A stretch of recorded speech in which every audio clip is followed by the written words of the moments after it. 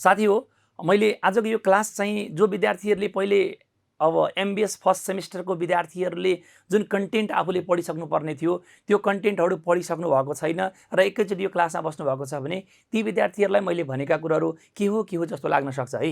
यसको अर्थ हाम्रो यो क्लासलाई एकदम राम्रो तरिकाले बुझिदिनको लागि नि हामीले एक फेर स्ट्याटिस्टिक्सका ती सम्पूर्ण कुराहरू एक फेर पढिसकेको हुनुपर्छ। पढ्दै नपढेको विद्यार्थीहरूले सरले के टपिकमा के बोल्नु भएको भनेर लाग्दिन सक्छ र मैले सम्पूर्ण आजको यो मितिमा आउँदाखेरि अबको 8औं 9-10 दिन पछाडि एक्जामिनेसन नै सुरु छ। आज कति 30 गते भइसक्यो, 8 गतेबाट त एक्जामिनेसन नै छ। 8 गतेको एक्जामिनेसनको लागि आजको मितिसम्म आउँदा सम्पूर्ण विद्यार्थीहरूले कुनै न कुनै स्रोतबाट जुनसुकै टिचरबाट पनि स्ट्याटिस्टिक्सको एकचोटि कोर्स सकाइसक्नु भएको छ र त्यो कोर्स सकिसके पछाडि आज मैले भनेको कुरा पहिले पढेको कुरालाई रिलेट गर्दाखेरि एकदम सजिलो भएर आउँछ तपाईहरुलाई। आज केही न केही हदसम्म आज तपाईहरुलाई एउटा थप ऊर्जा मिल्नेवाला छ। यति मात्रै होइन, आज मैले सम्पूर्ण कोर्सको रिभिजन गर्छु, फर्मुलाहरूलाई रिकल गर्ने तरिका सिकाउँछु, फर्मुलाहरूलाई कसरी स्टोरिङ गर्ने भन्ने कुरालाई सिकाउँछु, डिग्री अफ फ्रिडम्सहरू हाइपोथेसिसमा त्यो पनि हामीले सम्झिनुपर्ने कुराहरू छ। जस्तै मैले र्यान्डमली अहिले भर्खर सोधेँ, जसले पनि तपाईले आफैले मनमनै उच्चारण गर्नुस्। सामान्य रूपमा पेयर टी टेस्टको डिग्री अफ फ्रिडम के हुन्छ कमेन्टमा लेख्नुस् त। अहिले भर्खर नहेरेर लेख्नुस् है, त्यो कमेन्ट के हुन्छ लेख्नुस् त कमेन्टमा, पेयर टी टेस्टको कमेन्ट। र जो साथीहरू टिकटकबाट अनि फेसबुकबाट लाइभ यो क्लास हेर्दै हुनुहुन्छ, उहाँहरूले पनि क्लास कस्तो भइरहेछ, इफेक्टिभ भइरहेछ कि छैन अथवा राम्रो भइरहेछ कि छैन, केही प्रतिक्रियाहरू छ भने उहाँहरूले पनि आफ्नो लेख्दै गर्नुहोला। डिग्री अफ फ्रिडम N-1 लेखिसक्नु भएको छ, आफ्टर एन्ड बिफोरवाला के छ भन्नुभएको छ। यसै गरी टी टेस्ट फर कोरिलेसन कोएफिसिएन्टको डिग्री अफ फ्रिडम के हुन्छ लेखिदिनुहोस् त। अहिलेसम्म लेखिने यसको अर्थ फर्मुला पल्टाउन थाल्नुभयो। एकदम इन द मिन टाइम आउनु पर्यो नि, स्विच थिच्ने बित्तिकै बत्ती बल्छ भन्ने तरिकाले हाम्रो काम चाहिँ अगाडि बढेको हुनुपर्छ। अनिस्काले N-2 लेखिसक्नु भयो, भेरी गुड। यसै गरी टी टेस्ट फर डबल मिनको फर्मुला पनि के हुन्छ, टी टेस्टको डिग्री अफ फ्रिडम पनि के हुन्छ, यो पनि त कुरो बुझाबुझी गर्नु पर्यो। त मैले यो सबैलाई डिग्री अफ फ्रिडमबाट किन सुरुवात गरेँ भन्दा नि साथी हो, हामीले फर्मुला त घोगौला तर कहिलेकाहीँ माथ खुवाइदिन्छ कसले त डिग्री अफ फ्रिडमले पनि। हामीले डिग्री अफ फ्रिडमलाई रङ लेखिदियो भने हाम्रो टेबल भ्यालु हेर्ने कुरा गलत भइदिन्छ, अनि टेबल भ्यालु गलत भइदियो भने त हामीले पढ्ने कुराहरूको जुन डिसिसन मेकिङ गर्ने खालिरहेछौँ त्यो चाहिँ गलत भइदिएला नि त। त्यस कारणले गर्दा यी सबै कुरालाई हामीले एकै ठाउँमा स्टोरिङ गर्ने कुरालाई हामी चर्चा गर्दैछौँ। त यी सबै कुरालाई टेक्दै आजको हाम्रो क्लास अगाडि बढ्ने भएकोले तपाईहरुलाई मैले आज क्लासमा स्वागत गर्न खोज्दैछु। हाम्रो यो क्लास एउटा इम्पोर्टेन्ट क्लास छ। मैले तपाईहरुलाई आज क्लासलाई मैले ओभरअलमा यो एमबिएस फर्स्ट सेमिस्टरको विद्यार्थी, मेरो नाम प्रजित केतिमल सेना, तपाईहरुले थाहा पाइहाल्नुभयो। सबै फर्मुला सेम जस्तै लाग्छ लेख्नु भएको छ सुरेशले, सेम लाग्दैन। तपाईहरुले यसो अलिकति विचार गर्नुस्, सिमिलर नेचरको फर्मुला छ त्यो आउँछ। ल साथी हो, मैले तपाईहरुलाई के गर्दैछु भन्दा अब अलिकति म तपाईहरुलाई पहिला लिस्ट अफ फर्मुला ओभरअलमा मैले हाइपोथेसिसबाट सुरु गर्छु। कोरिलेसन रिग्रेसनको कुरा गरिन मैले एक्जामिनेसनमा क्वेशन्स कुन च्याप्टरबाट कति मार्क्स पाउँछ त्यो पनि कुरा गराउँछु। अनि तपाईलाई 2 वटा वर्षको सेट क्वेशन लिएर आछु, कसरी हामी एक्जामिनेसनमा क्वेशन चिन्ने त। हामीले ओल्ड इज गोल्डको विश्वास गर्दैनौँ कि ओल्ड इज गोल्डलाई त हामीले प्र्याक्टिस गर्नको लागि त काम त सुरु गर्यौँ, तर एक्जामिनेसनमा त ओल्ड इज गोल्डको जस्तो तरिकाले क्वेशन त दिँदैन। अहिले हामीलाई ओल्ड इज गोल्ड जति पनि मार्केटमा अभाइलेबल छ ती सम्पूर्ण ओल्ड इज गोल्डले के गरिदिएको छ भन्नुस् त, च्याप्टर छुट्याएर तपाईहरुको क्वेशन्सहरू एक ठाउँमा राखिदिएको छ। जस्तै टेस्टिङ अफ हाइपोथेसिस भनिदिएर हाइपोथेसिसका क्वेशन्सहरूलाई मात्रै एउटा पेजेसमा लगेर राखिदिएको छ, अनि हामीले त चिन्नै परेन नि त। अझै त्यहाँभित्रबाट उसले आफैले जेड टेस्ट टी टेस्ट छुट्याइदिएको छ। कुन प्रश्न बाइनोमियल हो, कुन प्रश्न पोजिसन हो भनेर बाइनोमियलको प्रश्नहरूलाई एउटा छुट्टै बकेट बनाएर राखिदिएकै छ। त यो तरिकाले हाम्रो कन्फिडेन्स त बढ्दैन। त्यसैले हामीले एकचोटि हिसाब गर्नको लागि एक फेर त गरिसक्यौँ ओल्ड इज गोल्डको सोल्युसन, तर एक्जामिनेसनमा आएको सेट वाइज क्वेशन्सबाट हामीले कसरी चिन्ने भन्ने कुरोको लागि 2 वटा सेट लिएर आएको छु। पहिला सम्पूर्ण कुरो मैले भनिदिनु पर्ने काम सकोस्, लास्टमा त्यो कुरो भनेर अनि बल्ल आज हामी बिट मार्छौँ हाम्रो क्लासलाई। ल साथी हो, हामीले देख्न सक्छौँ लिस्ट अफ द फर्मुला भनेको छ। ओभरअलमा मैले हाइपोथेसिसले अलिकति कन्फ्युजन क्रिएट गराउँछ। हाइपोथेसिस एक्लैबाट 50 देखि 60 मार्क्स आउने भएकोले यसलाई चाहिँ कुनै पनि तरिकाले मिस त गर्नै नगर्नुहोस्। सानोदेखि ठुलो टपिक सबैलाई हेर्नुहोस्। यद्यपि कुन टपिक बढी महत्त्वपूर्ण छ, कुन टपिक कम महत्त्वपूर्ण छ भन्ने कुरो पनि बिस्तारै म तपाईहरुलाई चर्चा गर्दै जान्छु। त्यसैले ढिला नगरिकन म अलिकति अगाडि बढ्न खोजेँ। लिस्ट अफ द फर्मुलामा हामीले हाइपोथेसिसमा जम्मा 4 वटा टपिकलाई चर्चा गर्छौँ। सबभन्दा पहिलो टपिक भनेको के भन्दा जेड टेस्ट। जेड टेस्ट भन्ने बित्तिकै हामीले n को भ्यालु 30 भन्दा बढी हुन्छ भन्ने कुरालाई विचार गर्नु पर्यो हैन। 30 भन्दा बढी हुन्छ अथवा 30 इक्वल टु पनि भन्दाखेरि यसलाई पाप लागेन, जनरली 30 भन्दा बढी नै भइरहेको हुन्छ। यसका जम्मा 4 वटा पार्ट। नम्बर 1 ले के भन्छ साथी हो, सिंगल मिन। तपाईहरुले फर्मुला आफ्नो कपीमा हेर्दै काम नगर्नुस्, तपाईले अलिकति रिकल गर्ने प्रयास गर्नुस्। जेड टेस्टको फर्मुला के हुन्छ भन्नुहोस् त X bar minus mu divided by sigma upon root under n. यो मात्रै फर्मुला हो त? अर्को फर्मुला के हुन्छ साथी हो? अथवा हामीले x bar minus mu divided by के त भन्दा यस अपन रुट अन्डरभित्र एन गर्छौँ। यो हामीले यसको कुरा गऱ्यौँ। अब यस लेख्ने कि सिग्मा लेख्ने भन्ने इट डिपेन्ड्स। एक्स बार भनेको स्याम्पल मिन, म्यू भनेको पपुलेसन मिन, सिग्मा भनेको पपुलेसन स्ट्यान्डर्ड डेभिएसन, एस भनेको स्याम्पल स्ट्यान्डर्ड डेभिएसन, एन भनेको तपाईँको स्याम्पल साइज भइहाल्यो। अब जेनरली एनको भ्यालु 30 भन्दा बढी हुन्छ, तर कोही बेलामा 30 भन्दा कम पनि हुन्छ। कुनै बेलामा त भन्दा यदि हामीलाई पपुलेसन स्ट्यान्डर्ड डेभिएसन दिएको छ भने। जेड टेस्ट फर सिंगल मिनको फर्मुलामा योभन्दा बढी केही छैन। वर्किङ नोट्समा पनि हामीले केही निकाल्नै पर्दैन। All the informations are always given under the single mean. त्यसपछि हामीले कुरो गर्छौँ के त भन्दा डबल मिन। तपाईहरुले कपीमा लेख्दै गर्नुस् है, याद हुन्छ। कपीमा कपी कलम रेडी गरेर राख्नुस्, लेख्दै गर्नुस्। डबल मिनमा हामीले जेडको फर्मुला के लेख्छ भन्नुस् त ल, x bar 1 minus x bar 2 formula मात्र रिकल गराउन खोजिरहेको छु पहिला, त्यसपछि म अन्त जान्छु। अनि फर्मुलाले के भन्छ? s1 square upon n1 plus s2 square upon n2। अब यो फर्मुला सँगै अथवा भनेर अर्को पनि फर्मुला के पढेका छौँ? X bar 1 minus x bar 2 divided by root under भित्र फर्मुलाहरू एक ठाउँमा लेख्दै गर्नुस्। फर्मुलाहरू एक ठाउँमा कम्पाइल गर्न पनि पाइयो। Sigma square 1 by n1 plus के त भन्दा साथी हो 1 बाई n2। यो कुन बेलामा त भन्दा तपाईँलाई कमन स्ट्यान्डर्ड डेभिएसन दिन्छ भने, कमन भेरिएन्स दिन्छ भने यो फर्मुला लागु हुन्छ। अब यस्तो खालको हिसाब हामीले क्लासमा गरेका छौँ। इनफ्याक्ट मैले क्लासमै पनि तपाईँहरूलाई गराइसकेको छु। त जेड टेस्टका सिंगल मिन र डबल मिनको काम सिद्धियो। अब हामीले के गर्छौँ त? जेड टेस्टको सिंगल प्रोपोर्सन र डबल प्रोपोर्सन। 3 नम्बरमा हामीले कुरो गर्ने भयौँ सिंगल प्रोपोर्सन। सिंगल प्रोपोर्सनको फर्मुला यसो सम्झिँदै गर्नुस्। यदि जान्नु भएन भने यहाँ हेर्नुस्, कपीमा पनि लेख्दै गर्नु होला। जेडको फर्मुला के त भन्दा small p minus capital p divided by root under भित्र के अरे capital P Q upon n. अब यसमा बुझ्नुपर्ने कुरो के छ भने हामीले साथी हो हेयर स्मल पी भनेको हाम्रो स्याम्पल प्रोपोर्सन भन्छौँ। यसलाई कि त भने आइदर गिभन हुन्छ, आइदर गिभन दिन्छ, होइन भने के गर्छौँ भन्नुहोस् त ल एक्स बाई एन। होइन र गिभन दियो भने पर्सेन्टेजमा दिन्छ, होइन भने हामीले एक्स बाई एन गर्छौँ। यो कुरा हामीले क्यालकुलेसन गरिसकेका छौँ। हिसाब कसरी भन्ने जान्नको लागि चाहिँ कपी पल्टाएर हेर्नुहोस्, फर्मुला मात्रै सम्झिने काम गर्छौँ। र क्यापिटल पी भनेको बिना टुप्पीवाला पी, सानो पी भनेको टुप्पीवाला पी, क्यापिटल पी भनेको बिना टुप्पीवाला पी। यसलाई हामीले भन्छौँ के त पपुलेसन प्रोपोर्सन। पपुलेसन प्रोपोर्सन भन्छौँ र population proportion of the success भन्छौँ। नाम त लेखिराख्नु परेन। यो भनेको के हुन्छ त साथी हो आइदर गिभन अथवा हामीले के गर्छौँ त 0.50 हुन्छ। यो कुरो तपाईँहरूले बिर्सिनु भएन। कि त दिन्छ कि त भने 0.50 मान्छौँ पपुलेसन प्रोपोर्सन। र क्यूको कुरो गर्दाखेरि हामीलाई 1 माइनस क्यापिटल पी हुन्छ। यो भयो सिंगल प्रोपोर्सनको पार्ट। अब हामीले यसै गरी के गर्छौँ साथी हो डबल प्रोपोर्सनको कुरो गर्छौँ। नम्बर 4 मा जेड टेस्टको काम सकिसक्यो। हेर्नुहोस् त double proportion. Double proportion, double प्रोपोर्सनको कुरा आउँछ। डबल प्रोपोर्सनको कुरो गर्दा जेडको फर्मुला के अरे भन्नुहोस् त साथी हो small p1 minus small p2 divided by root under भित्र के अरे p hat q hat 1 by n1 plus 1 by n2। यसलाई p hat र q hat लाई कसैले p क्याप र q क्याप पनि भन्नुहुन्छ। यो कुरालाई लेख्नु होला। यसमा हामीले थाहा पाउनुपर्ने कुरा के रहेछ त साथी हो p hat। p hat भनेको कमन अथवा इस्टिमेटेड हो। इस्टिमेटेड भएको we need to calculate it. हामीले फर्मुला के गर्छौँ त n1 p1 plus n2 p2 divided by के त n1 प्लस n2। तपाईँहरूलाई फर्मुला याद थियो कि बिर्सिसक्नु भएको थियो? याद थियो कि बिर्सिसक्नु भएको थियो? एकचोटि हेर्नुहोस् त, सम्झिनुहोस् त, लेख्नुहोस् त कमेन्टमा। अब हामीले अथवा भनेर अर्को फर्मुला गर्छौँ। अर्को फर्मुला के अरे भन्नुहोस् त, सम्झना छ x1 plus x2 divided by n1 plus n2। यो किन यस्तो लेखेको भन्ने कुरा हामीले क्लासमा डिटेलमा चर्चा गरेका थियौँ। याद छ, लेख्नु भएको छ गीताले, एकदमै राम्रो। अब हाम्रो के त क्यू ह्याट। जो विद्यार्थीलाई याद छैन यो फर्मुलाहरू एक ठाउँमा लेख्दै गर्नुहोस् 1 माइनस पी ह्याट।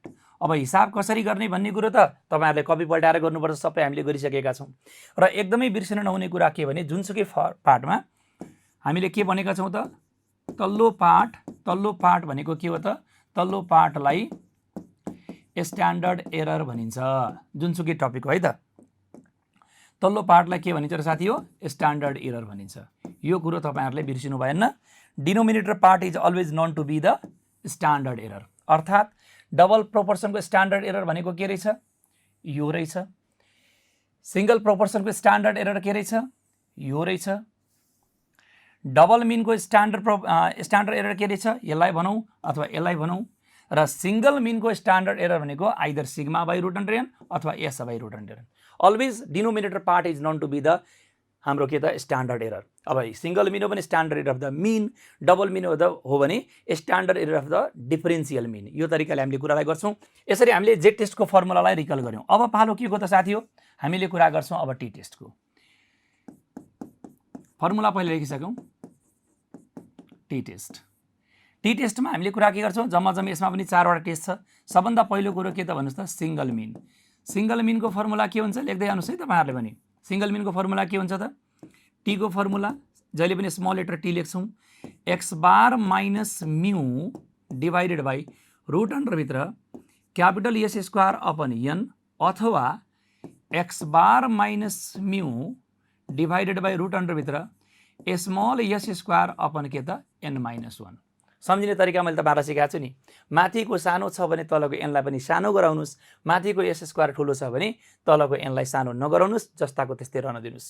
अब यो सानो एस स्क्वायर र ठुलो स्क्वायर भनेको के हो त भन्दा, स्मल एस स्क्वायर भन्नुको अर्थ के हो त, यो बायस्ड भेरिएन्स हो, बायस्ड स्याम्पल भेरिएन्स हो। यो भनेको जहिले पनि के हुन्छ साथी हो, गिभन हुन्छ, प्रश्नले दिएको हो। अनि क्यापिटल एस स्क्वायर भनेको के हो त, अनबायस्ड हो, अनबायस्ड स्याम्पल भेरिएन्स। सबै कुरो मैले तपाईँहरूलाई लेखाइसकेको छु, अहिले रिकल मात्रै गराइरहेको छु। यो भनेको टु बी क्यालकुलेटेड के हो रे साथी हो, टु बी क्यालकुलेटेड। यो जहिले पनि आफूले निकाल्नुपर्छ। And how do be calculated भन्ने कुरो गर्दा यसका दुईटा फर्मुला छन्। हामीले यसको फर्मुला दुईटा हुन्छ। यसलाई निकाल्ने फर्मुला के हो त, 1/n - 1 summation x square minus summation x को होल स्क्वायर अपन एन, यो फर्मुला हो। अथवा तपाईँले के गर्नुहुन्छ, हुन त डी वाला फर्मुला पनि हुन्छ। हामीले यसमा के गर्छौँ, 1/n - 1 summation x minus x bar को होल स्क्वायर। अब यो पार्ट मैले बिर्सिन्छु, यो पार्ट मैले लादिनँ भन्न मिल्दैन। यो फर्मुला कुनै बेलामा लानै पर्छ, कुन बेलामा यो पार्ट लान्छौ रे भन्ने कुरो सम्झना छ होला। मैले क्लासमा एकदम व्यापक रूपमा भनेको छु। यो कुन बेलामा भन्छु त भन्दा, sum of squares of deviation, sum of squares of deviation from mean. यो शब्द भन्छ है कहिलेकाहीँ क्वेसनले, एकदम क्लियरली भनिराखेको हुन्छ। क्वेसनले यो शब्द भनिदिन्छ, sum of squares of deviation from mean. हेर्नुहोस् त, यसलाई हामीले ब्रेकडाउन गरौँ त एकचोटि। मैले कसरी गर्छु, यो सम भनेको छ, सम भनेको समेसन भयो, अफ के को भन्दा स्क्वायर्सको, स्क्वायरको भनेकोले पावरमा 2 लेख्छौँ, अफ भनेको छ फेरि को, के को भन्दा डेभिएसनको, डेभिएसन भनेकोले माइनस लेख्छौँ, फ्रम के भनेको छ, फ्रम द मिन भनेको छ, यसको अर्थ मिन घटाउने भयो, अर्थात् हामीले माइनस एक्स बार गर्छौँ। एक्स बार घटाउन त घटाउने, केबाट घटाउने भन्दा एक्सबाट। यसको अर्थ यही पार्ट रहेछ के त, sum of squares of the deviation from mean भनेको। र यस्तो तरिकाले तपाईँलाई क्वेसनले ल्याङ्ग्वेज दियो भने तपाईँले यो फर्मुला लाउनुको अर्को कुनै विकल्प रहँदैन। यो कुरालाई ख्याल गर्नु होला। तर सँगसँगै हामीलाई के पनि जोडिराखेको हुन्छ भने, हामीलाई कहिलेकाहीँ शब्द यस्तो पनि दिन्छ नि। फेरि हेर्नुहोस् त, तपाईँहरूलाई मैले सबै कुरो पहिले भनिसकेको छु, लेखाइसकेको छु। कहिलेकाहीँ सम अफ अब्जर्भेसन भन्ला, ल यो भनेको के हो लेखिदिनुहोस् त कमेन्टमा। सम अफ अब्जर्भेसन भनेको के हो, सम अफ अब्जर्भेसन भनेको के हो, हेर्नुहोस् त। सम भनेको छ, सम भनेकोले के गर्छौँ, यसलाई समेसन भन्छौँ। अफ भनेको छ को, के को त बाबा भन्दा फेरि अब्जर्भेसनको, अब्जर्भेसनलाई हामीले एक्स भन्छौँ, समेसन एक्स रहेछ। यसै गरी कहिलेकाहीँ के भन्छ, sum of squares of observation, sum of squares of observation भन्छ। यो भनेको के होला हेर्नुहोस् त, सम भनेको छ समेसन भयो, अफ भनेको छ को, के को भन्दा स्क्वायरको पावरमा 2 त लेख्ने भयौँ, स्क्वायर भने चाहिँ पावरमा 2 भयो। के को स्क्वायर गर्ने त भन्दा अब्जर्भेसनको, अब्जर्भेसनलाई के भनिन्छ रे, एक्स भनिन्छ। अर्थात् यसले समेसन एक्स स्क्वायर भन्न खोजेको रहेछ। भनेपछि यो समेसन एक्स स्क्वायरको बाला त फर्मुला त यहाँ आएर बस्यो नि त। हेर्नुहोस् त, भनेपछि तपाईँलाई कहिलेकाहीँ sum of squares of the observation भनेपछि यो डाइरेक्ट मेथडबाट जान भनिराखेको छ। तपाईँलाई कहिलेकाहीँ sum of the squares of the deviation from the mean भनेको छ भने यो फर्मुला लाउनु विकल्प रहँदैन। त्यसैले तपाईँले इक्जामिनेसनमा जुनसुकै तरिकाले शब्द राखेर पनि प्रश्न भन्न सक्छ भन्ने कुरालाई ख्याल गर्नुपर्ने हुन्छ। यदि तपाईँले अल्मलिनु भएको छ भने यो कुरालाई तपाईँले हेक्का राख्नुहोस्, बिगार्नु भएन भनेर। अब साथी हो यति भइसके पछाडि हामीले सिंगल मिनका कुरालाई चर्चा गर्यौं। यसका डिग्री अफ फ्रिडम त मैले छुट्टै पछि गर्छु। डिग्री अफ फ्रिडम सिंगल मिनमा n-1 हुन्छ हामीलाई थाहा छ। त्यसपछि हामीले टी टेस्टको सेकेन्ड स्टेजमा कुरा गर्छौं डबल मिन। डबल मिनलाई हामीले खास गरी टी टेस्टमा इन्डिपेन्डेन्ट मिन भनेर भन्छौं। इन्डिपेन्डेन्ट मिन्स इन्डिपेन्डेन्ट, अब इन्डिपेन्डेन्ट नभने पनि हामीले इन्डिपेन्डेन्ट नै मान्दछौं, इन्डिपेन्डेन्ट मिन्स भनेर लेख्छौं। यो भनेको Z test for double mean जस्तै हो। यसमा टी को फर्मुला के हुन्छ साथी हो, x bar 1 minus x bar 2 divided by root under भित्र हामीले यसमा सिग्मा स्क्वायर लेख्न पाइँदैन, एसपी स्क्वायर भन्छौं, अनि अपन 1/n1 प्लस 1/n2 भयो। यो भनेको के भन्दा T test for the double मिनको फर्मुला।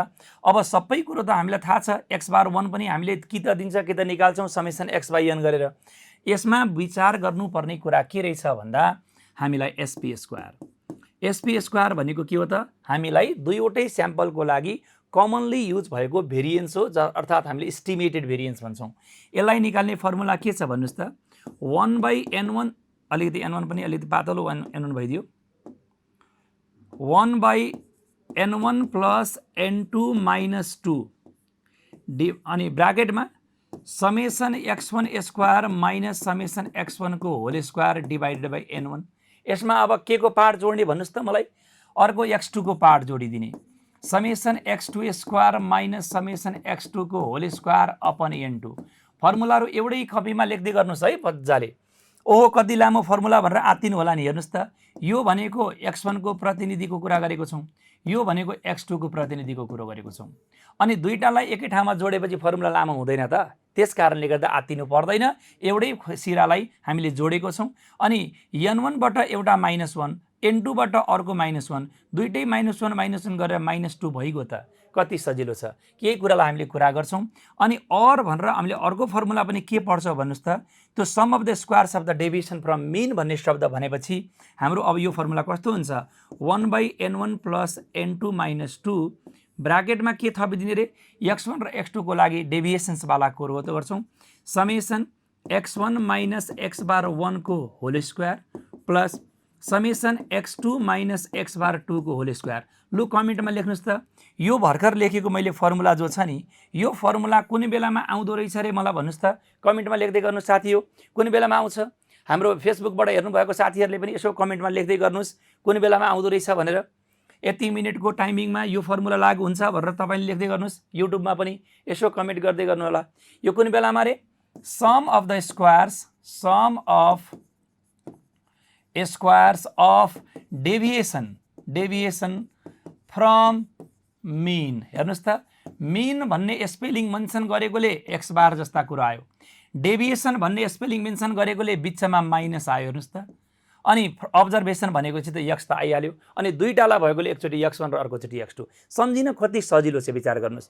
शब्दलाई घोक्नु भयो भने आज घोक्नुहुन्छ, तपाईले एक हप्ता भित्रमा त्यो बिर्सिहाल्नुहुन्छ। त्यसैले प्रेसर नदिने दिमागलाई। यसरी हामीले के गर्छौं त भन्दा T test for the double मिनको कुरालाई पनि चर्चा गर्यौं।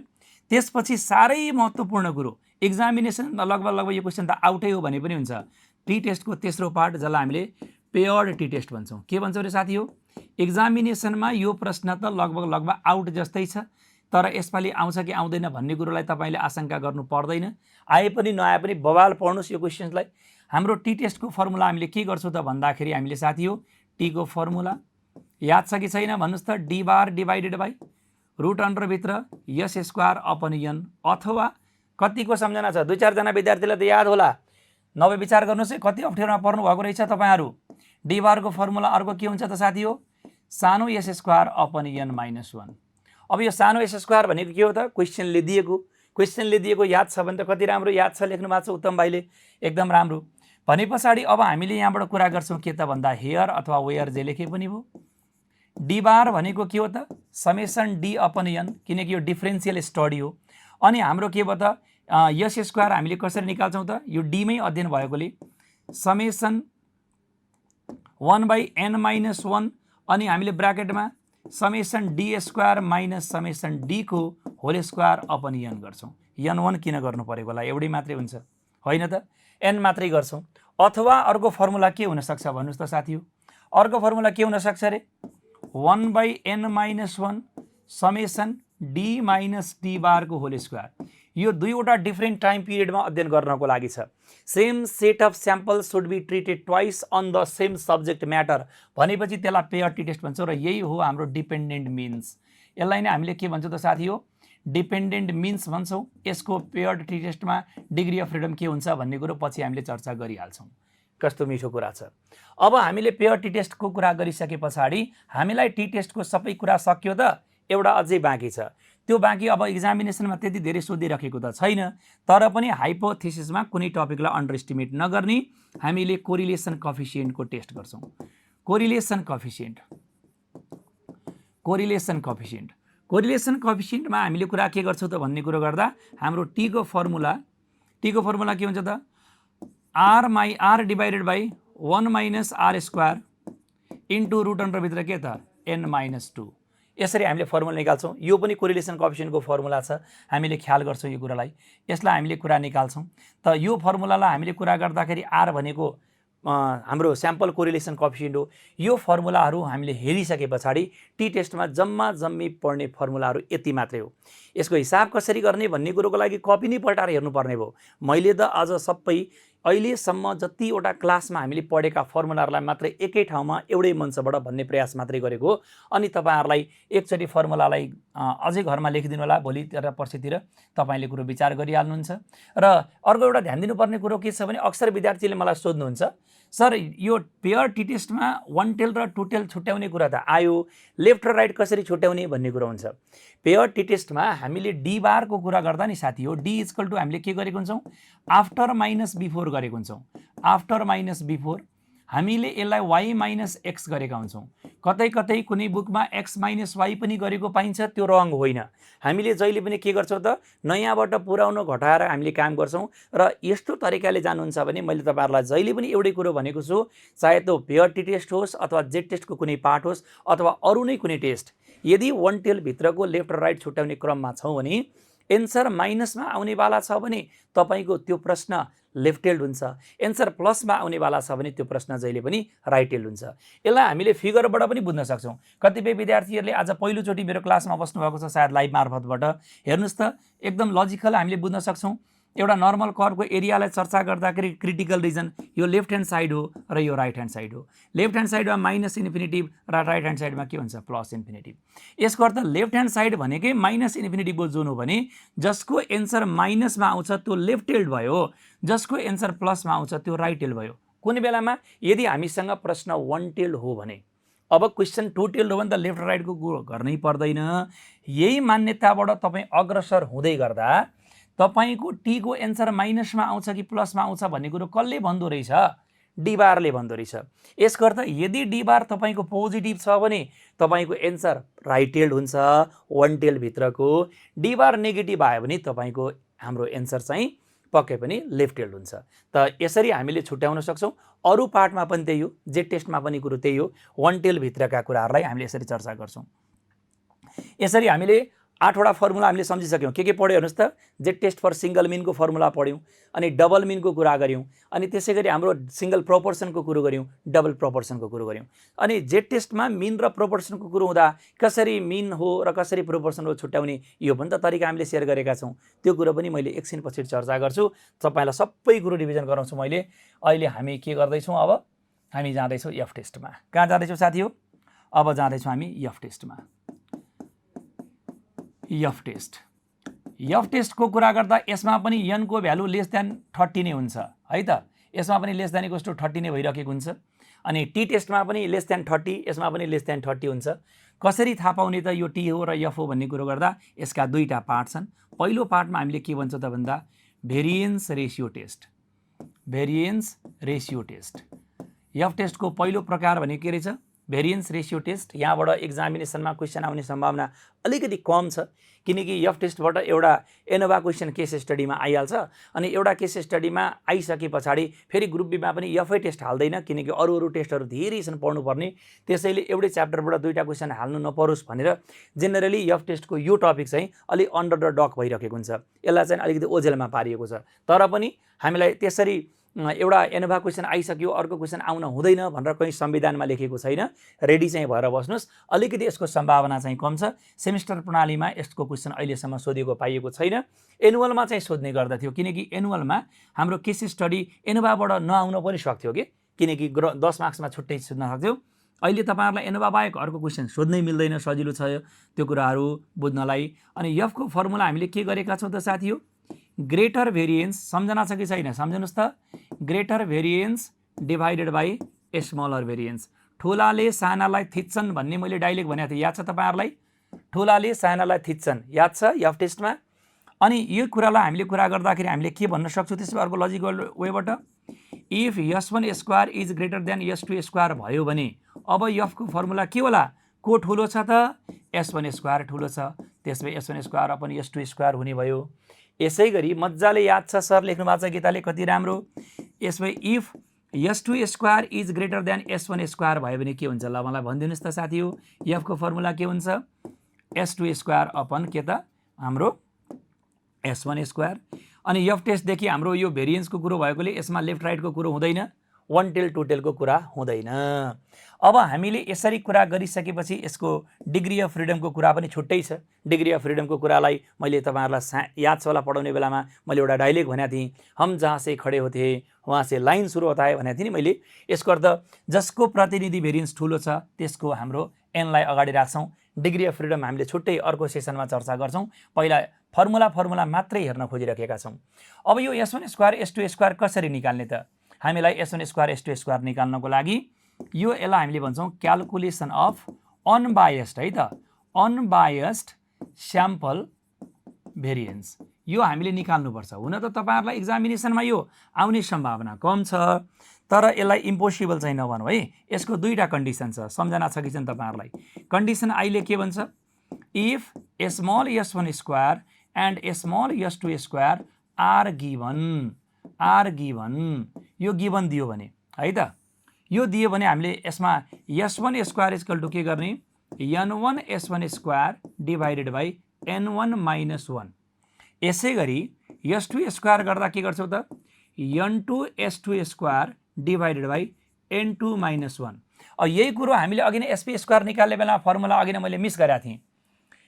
sp स्क्वायरको फर्मुला मैले ठुलो फर्मुला मात्रै लेखेँ। Already s1 square s2 square दियो भने sp स्क्वायरको अर्को formula T test for double मिनमा के हुन्थ्यो भने n1 s1 square plus n2 s2 square divided by n1 plus n2 minus 2। यो फर्मुला पनि हुन्छ नि, तपाईहरुलाई याद होला है।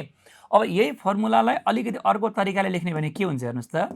n1 s1 square plus n2 s2 square divided by यो तलको n1 प्लस n2 माइनस 2 लाई n1 minus 1 plus n2 minus 2 गर्न पाइयो कि पाइएन? सरी, माइनस 1 गर्न पाइयो कि पाएन?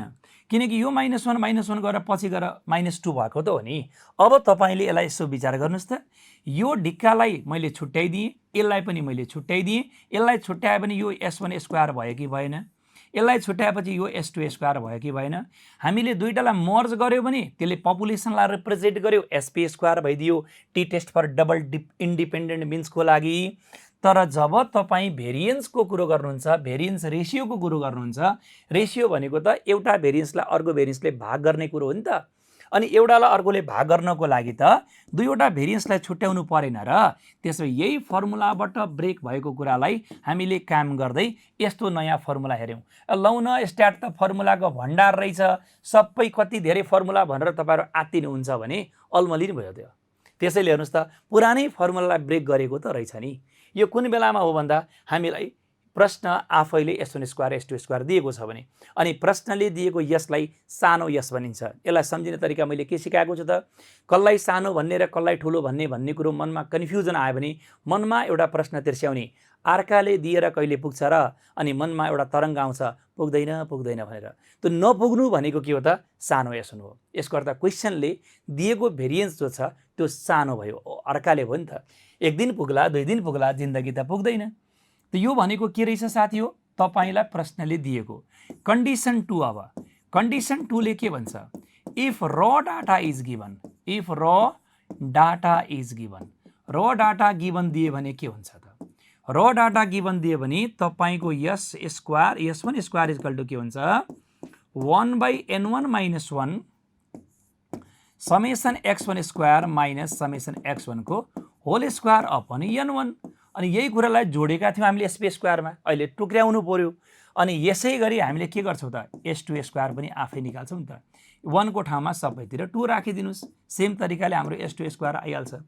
त भनेपछि दुईटा भेरिएन्स किन निकालेको हेर्नुस् त, टपिकले के भन्दैछ, भेरिएन्स रेशियो टेस्ट।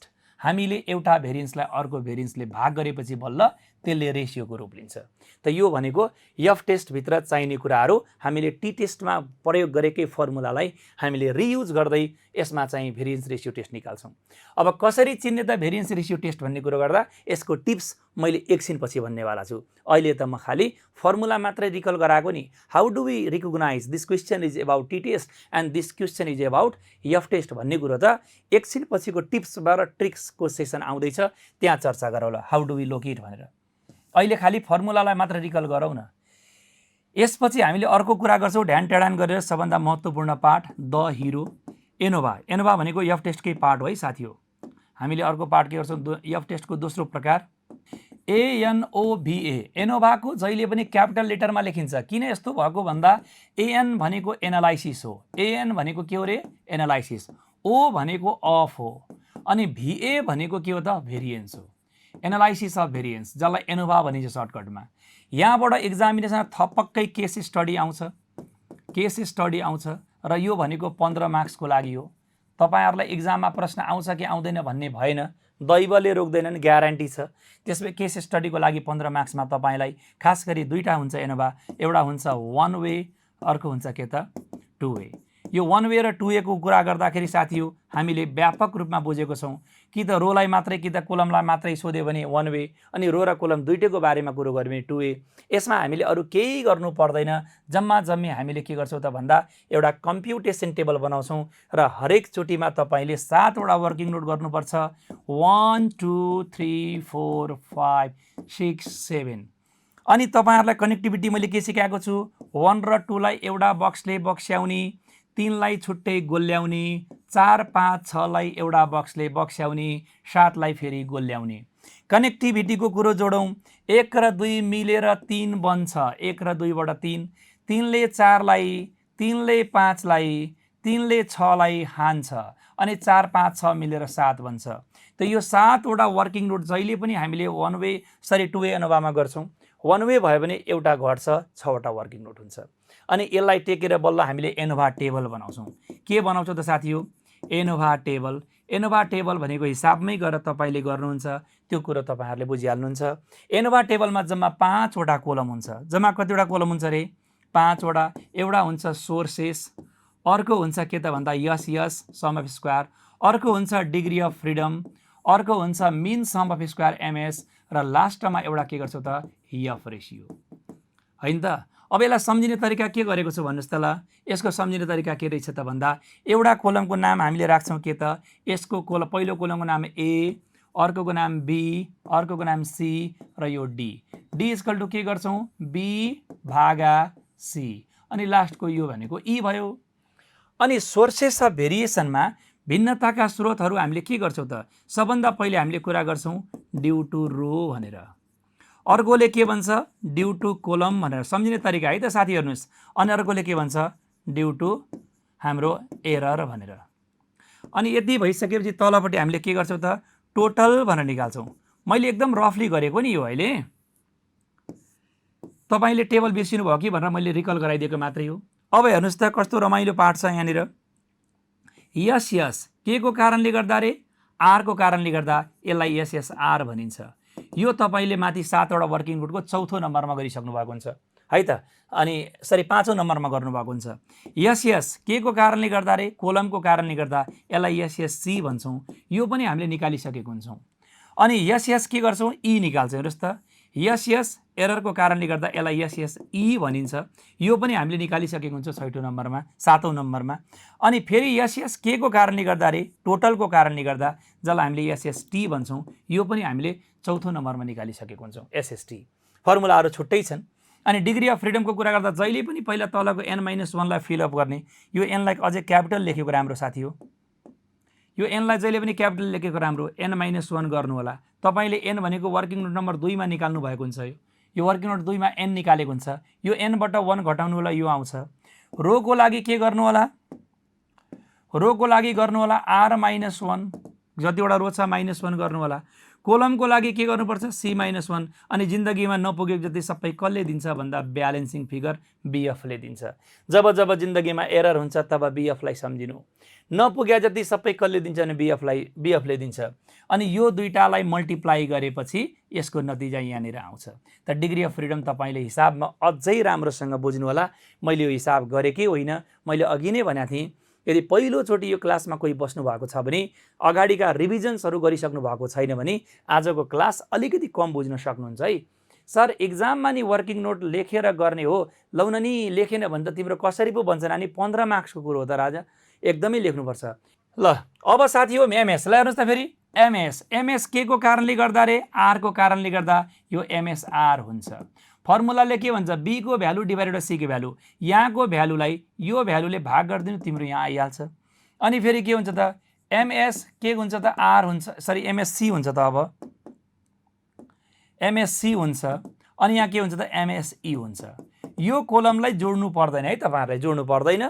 त्यसपछि तपाईले F रेशियो निकाल्नुहुन्छ। स्टेप 2 मा हामीले लेख्ने एउटा कोलमको लागि, F एउटा रो को लागि। पहिला रो लेखेर म पछि कोलम लेख्छु भन्न पनि पाउनुहुन्छ। फर्मुला के रे साथी, याद छ कि छैन? MSC/MSE। अनि अर्को के त? यहाँ R भएकोले MSR/MSE। यो टेबल त हाम्रो एकैछिनमा भर्छ र यही भ्यालु हाम्रो दुईटा क्याल्कुलेटेड भ्यालु हो। यो फर्मुला रहेछ F को फर्मुला, किनकि एनोभा भनेको पनि F टेस्ट हो, जहाँबाट 15 मार्क्स तपाईको ढुक्कै आउँछ। यसरी हामीले एनोभा टेबललाई पनि सम्झ्यौ। जम्मा जम्मी 5 वटा कोलम हुन्छ र यो 5 वटा कोलमका लागि तपाईले 7 वटा वर्किङ नोट गर्नुहुन्छ। त्यो 7 वटा वर्किङ नोट गर्नुभन्दा पहिले एउटा टेबल छुट्टै बनाइसक्नु भएको हुन्छ। अब साथी हो, यति भइसके पछाडि एनोभा सँगै अब वन वे एनोभा पनि यसै भित्र परिहाल्छ। तपाईहरुले हिसाब गर्ने क्रममा थाहा हुन्छ। यसको अलरेडी भिडियोजहरु तपाईहरुलाई मैले शेयर गरिसकेको छु। यसको पनि लाइभ क्लास नै लिएको थिएँ। अब तपाईहरुलाई हाइपोथेसिस भित्रको लास्ट टपिक, जसलाई हामीले भन्छौं के त? Chi square test. Chi square लेख्ने तरिका के त? यस्तो 2 जस्तो लेख्ने अनि माथि यसरी गर्ने अनि यसलाई स्क्वायर। ल्याटिन अमेरिकन वर्ड हो यो काई स्क्वायर भनेको। यसमा हामीले खास गरी फ्रिक्वेन्सीको अध्ययन गर्छौं। It is the test of frequency. यसका 3 वटा प्रकार छन्। पहिलो प्रकारले के भन्छ भन्दाखेरि हाम्रो गुडनेस अफ फिट, राम्रोपनाको समायोजन। दिएको डाटाले सपोर्ट गर्छ कि गर्दैन भन्ने कुरो गर्छौं। सपोर्ट गर्छ भने H0, सपोर्ट गर्दैन भनेपछि H1। अब यसमा F को फर्मुला के हुन्छ भन्दा, सरी काई स्क्वायर को फर्मुला के हुन्छ भन्दाखेरि उही हो जहिले पनि काई स्क्वायर को फर्मुला समेसन अनि एउटा धर्छ तान्ने O - E को whole square upon E। Formula सम्झिनुस् है त। अनि तपाईलाई यो E निकाल्ने पार्ट मात्रै फरक हो। वेयर चाहिँ तपाईले लेख्नुपर्छ। O भनेको के त भन्दा अब्जर्भड फ्रिक्वेन्सी। O भनेको के हो रे? अब्जर्भड फ्रिक्वेन्सी। अनि E भनेको के हो रे? Expected frequency. अब्जर्भड फ्रिक्वेन्सी भनेको तपाईलाई क्वेशनले दिएको हुन्छ, गिभन हुन्छ। अब्जर्भड भनेको यो भनेको आफैले झिक्नु पर्छ। के गर्नु पर्छ रे? झिक्नु पर्दछ। अब यसलाई झिक्ने काम चाहिँ तपाईको लागि फेरि अलिकति बढी छ है। के अन्तर्गत? गुडनेस अफ फिट अन्तर्गत। त्यसबै गुडनेस अफ फिटमा how do we calculate the expected frequency, यो चाहिँ महत्त्वपूर्ण भयो।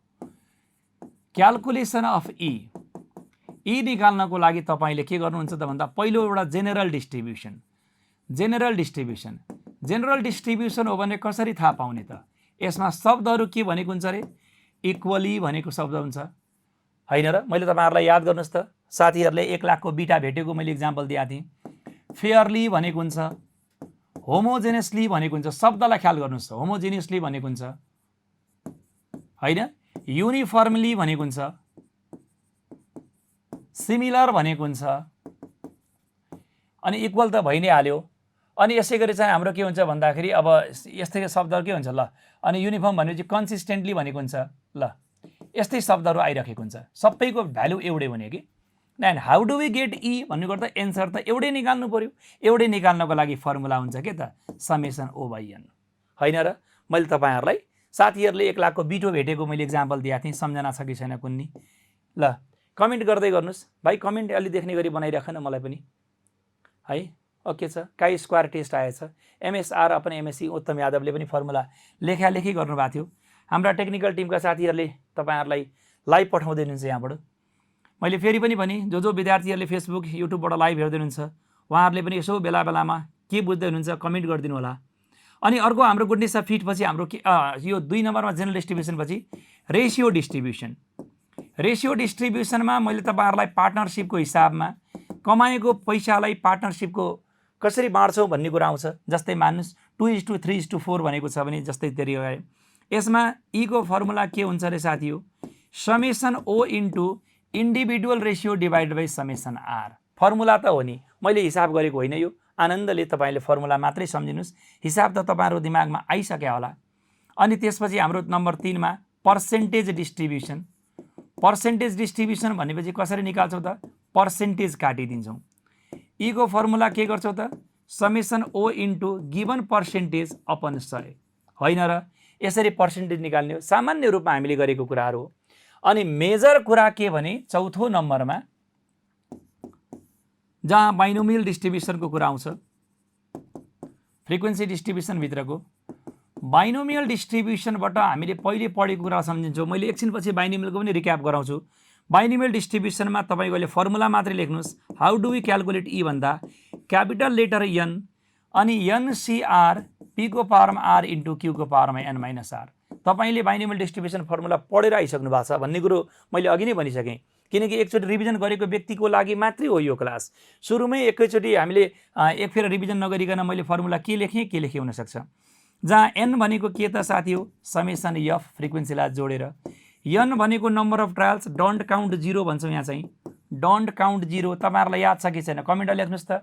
बाइनोमियल डिस्ट्रिब्युसनको एनसीआरमा प्रयोग हुने एनको लागि फ्रिक्वेन्सी डिस्ट्रिब्युसनबाट डोन्ट काउन्ट 0 याद छ कि छैन लेख्नुहोस् त।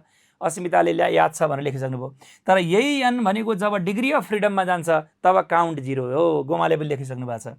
अनि पी भनेको तपाईँलाई प्रोबाबिलिटी भयो, यो प्रोबाबिलिटी भन्छ यसलाई, प्रोबाबिलिटी भयो। क्यू भनेको 1 माइनस पी गरेर आइहाल्छ। यसरी हामीले कुरालाई मिलाउँछौँ। आर भनेको तपाईँलाई 0 1 2 3 गर्दै जान्छ। यो कुन बेलाको हो रे, बाइनोमियलको बेलामा।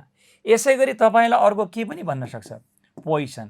एक्जामिनेसनमा त्यति धेरै आएको छैन है यो, तैपनि तपाईँ रेडी भएर बस्नु होला, धेरै मेहनत नगर्नुहोस् यसलाई। तर एउटा दुईवटा क्यालकुलेसन चाहिँ हेरिदिनु होला, यसको भिडियो मात्रै पनि हेरिदिनु होला है, किनकि तपाईँहरूलाई मैले यसको भिडियो पब्लिस गरिसकेको छु। क्यालकुलेसन नगरे पनि भिडियो चाहिँ एकचोटि हेरिदिनु होला। यसमा हामीले ईको फर्मुला के गर्छौँ त साथी हो, क्यापिटल लेटर एन। पोइसनमा याद छ कि छैन फर्मुला, ईको पावरमा माइनस ल्याम्डा, ल्याम्डाको पावरमा R divided by R factorial. अनि यो ल्याम्डा भनेको के हो त, ल्याम्डा भनेको मिन हो, जुन कुरो हामीले अहिले पोइसनको रिभिजन गर्ने क्रममा भनिहाल्छौँ।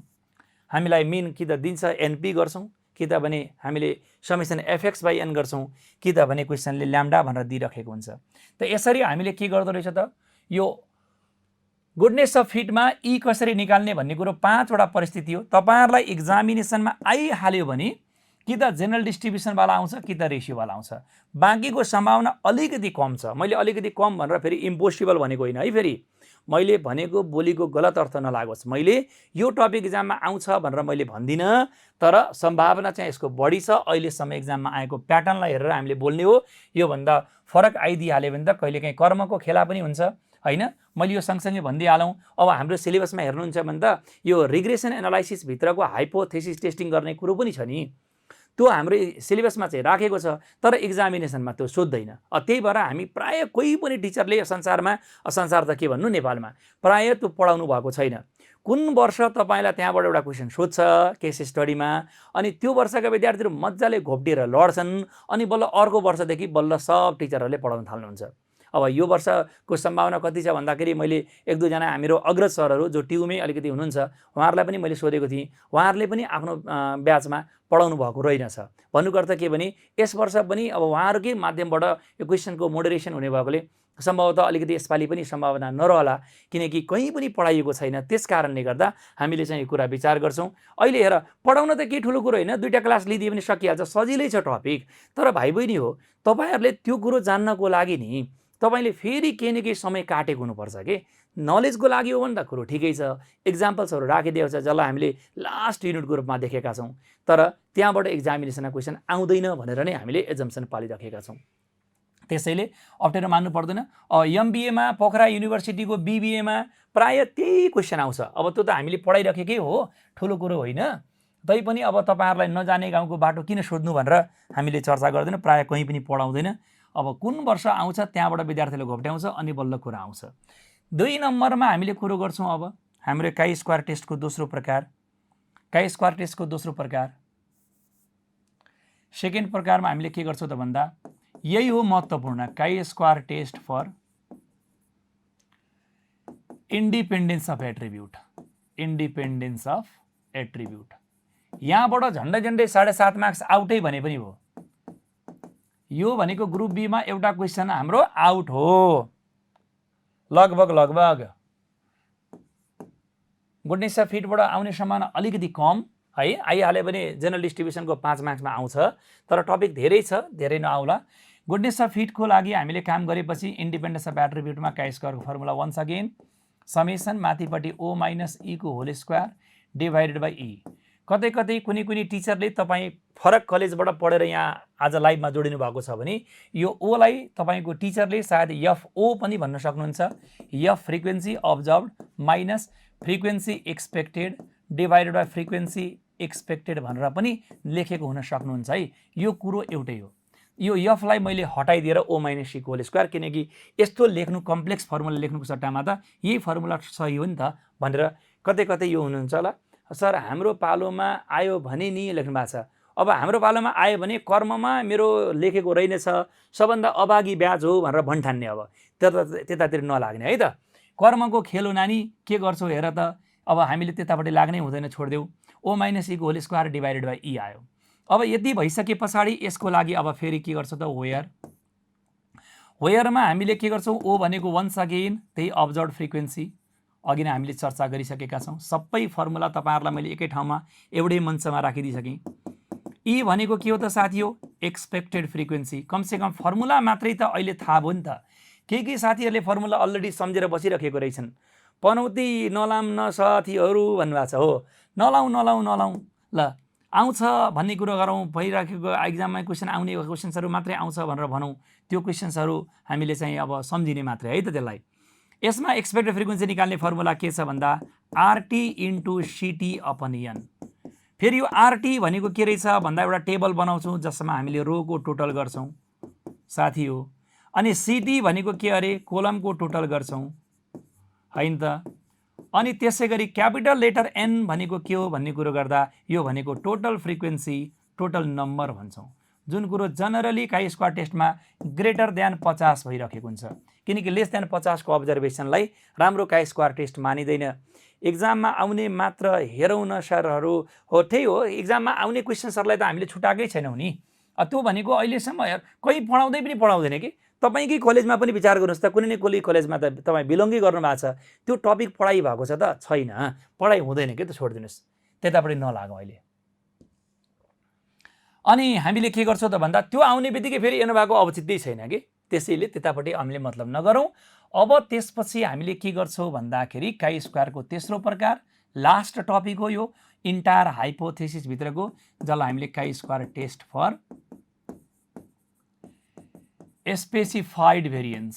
ल हेर्नुहोस् त, सबै काई स्क्वायरको हामीले फर्मुलासँगै ओभरअलमा हामीले इन्टायर हाइपोथेसिसको फर्मुलाहरूलाई एकै ठाउँमा राखिसक्यौँ। काई स्क्वायर फर्मुला के हुन्छ त भन्दा स्पेसिफाइड भेरिएन्स भएकोले यसलाई पपुलेसन भेरिएन्स पनि भनिन्छ। n-1 अनि के त capital S square upon sigma square, अथवा n मात्रै सानो एस स्क्वायर अपन के त सिग्मा स्क्वायर। अब यसको लागि सम्झिने तरिका मैले के सिकाएको छु त, एउटा नेपालीमा कमेन्ट आयो, गुरु छुट्टिन गाह्रो लागिरहेछ हजुरसँग। ठिक छ, छुट्टिनु र मिलन त फेरि छँदैछ, हामी पछि फेरि जोडिहाल्छौँ त। फेरि हाम्रो लाइभ क्लास पो छुट्टिएको त। तपाईँलाई त मैले मेरो व्यक्तिगत नम्बर पनि सेयर गरेको छु। यसो बेला बेलामा तपाईँहरू बाहिर हुनुहुन्छ काठमाडौँ आएको बेलामा यसो हाइलो गर्नुहोस्, आउनुहोस्, भेट्नुहोस्, एक चिया खाउँला, के फरक पर्छ र, होइन? कमसेकम यो सम्बन्ध ठुलो कुरो हो नि। तपाईँले मसँग पढ्दै गर्दा, मैले तपाईँलाई पढाउँदै गर्दा एउटा सम्बन्ध गाँसियो कि हामी बिचमा। यो सम्बन्धलाई अब मर्न दिनु भएन। भोलि पर्सि फेरि सेकेन्ड सेममा आउने ठाउँ रहन्छ। सेकेन्ड सेममा नपढे पनि अब याद त आयो नि त, सर थर्ड टपिक कतिको इम्पोर्टेन्ट छ, अहिलेसम्म इक्जाममा त सेमेस्टरमा सोधेको छैन। त्यस कारणले गर्दा बैतडीबाट हो गुरु लेख्नु भएको छ ज्ञानेन्द्र। ल, बैतडीका साथीहरू पनि जोडिनु भएको छ है, देशभरिबाट जोडिनु भएको छ।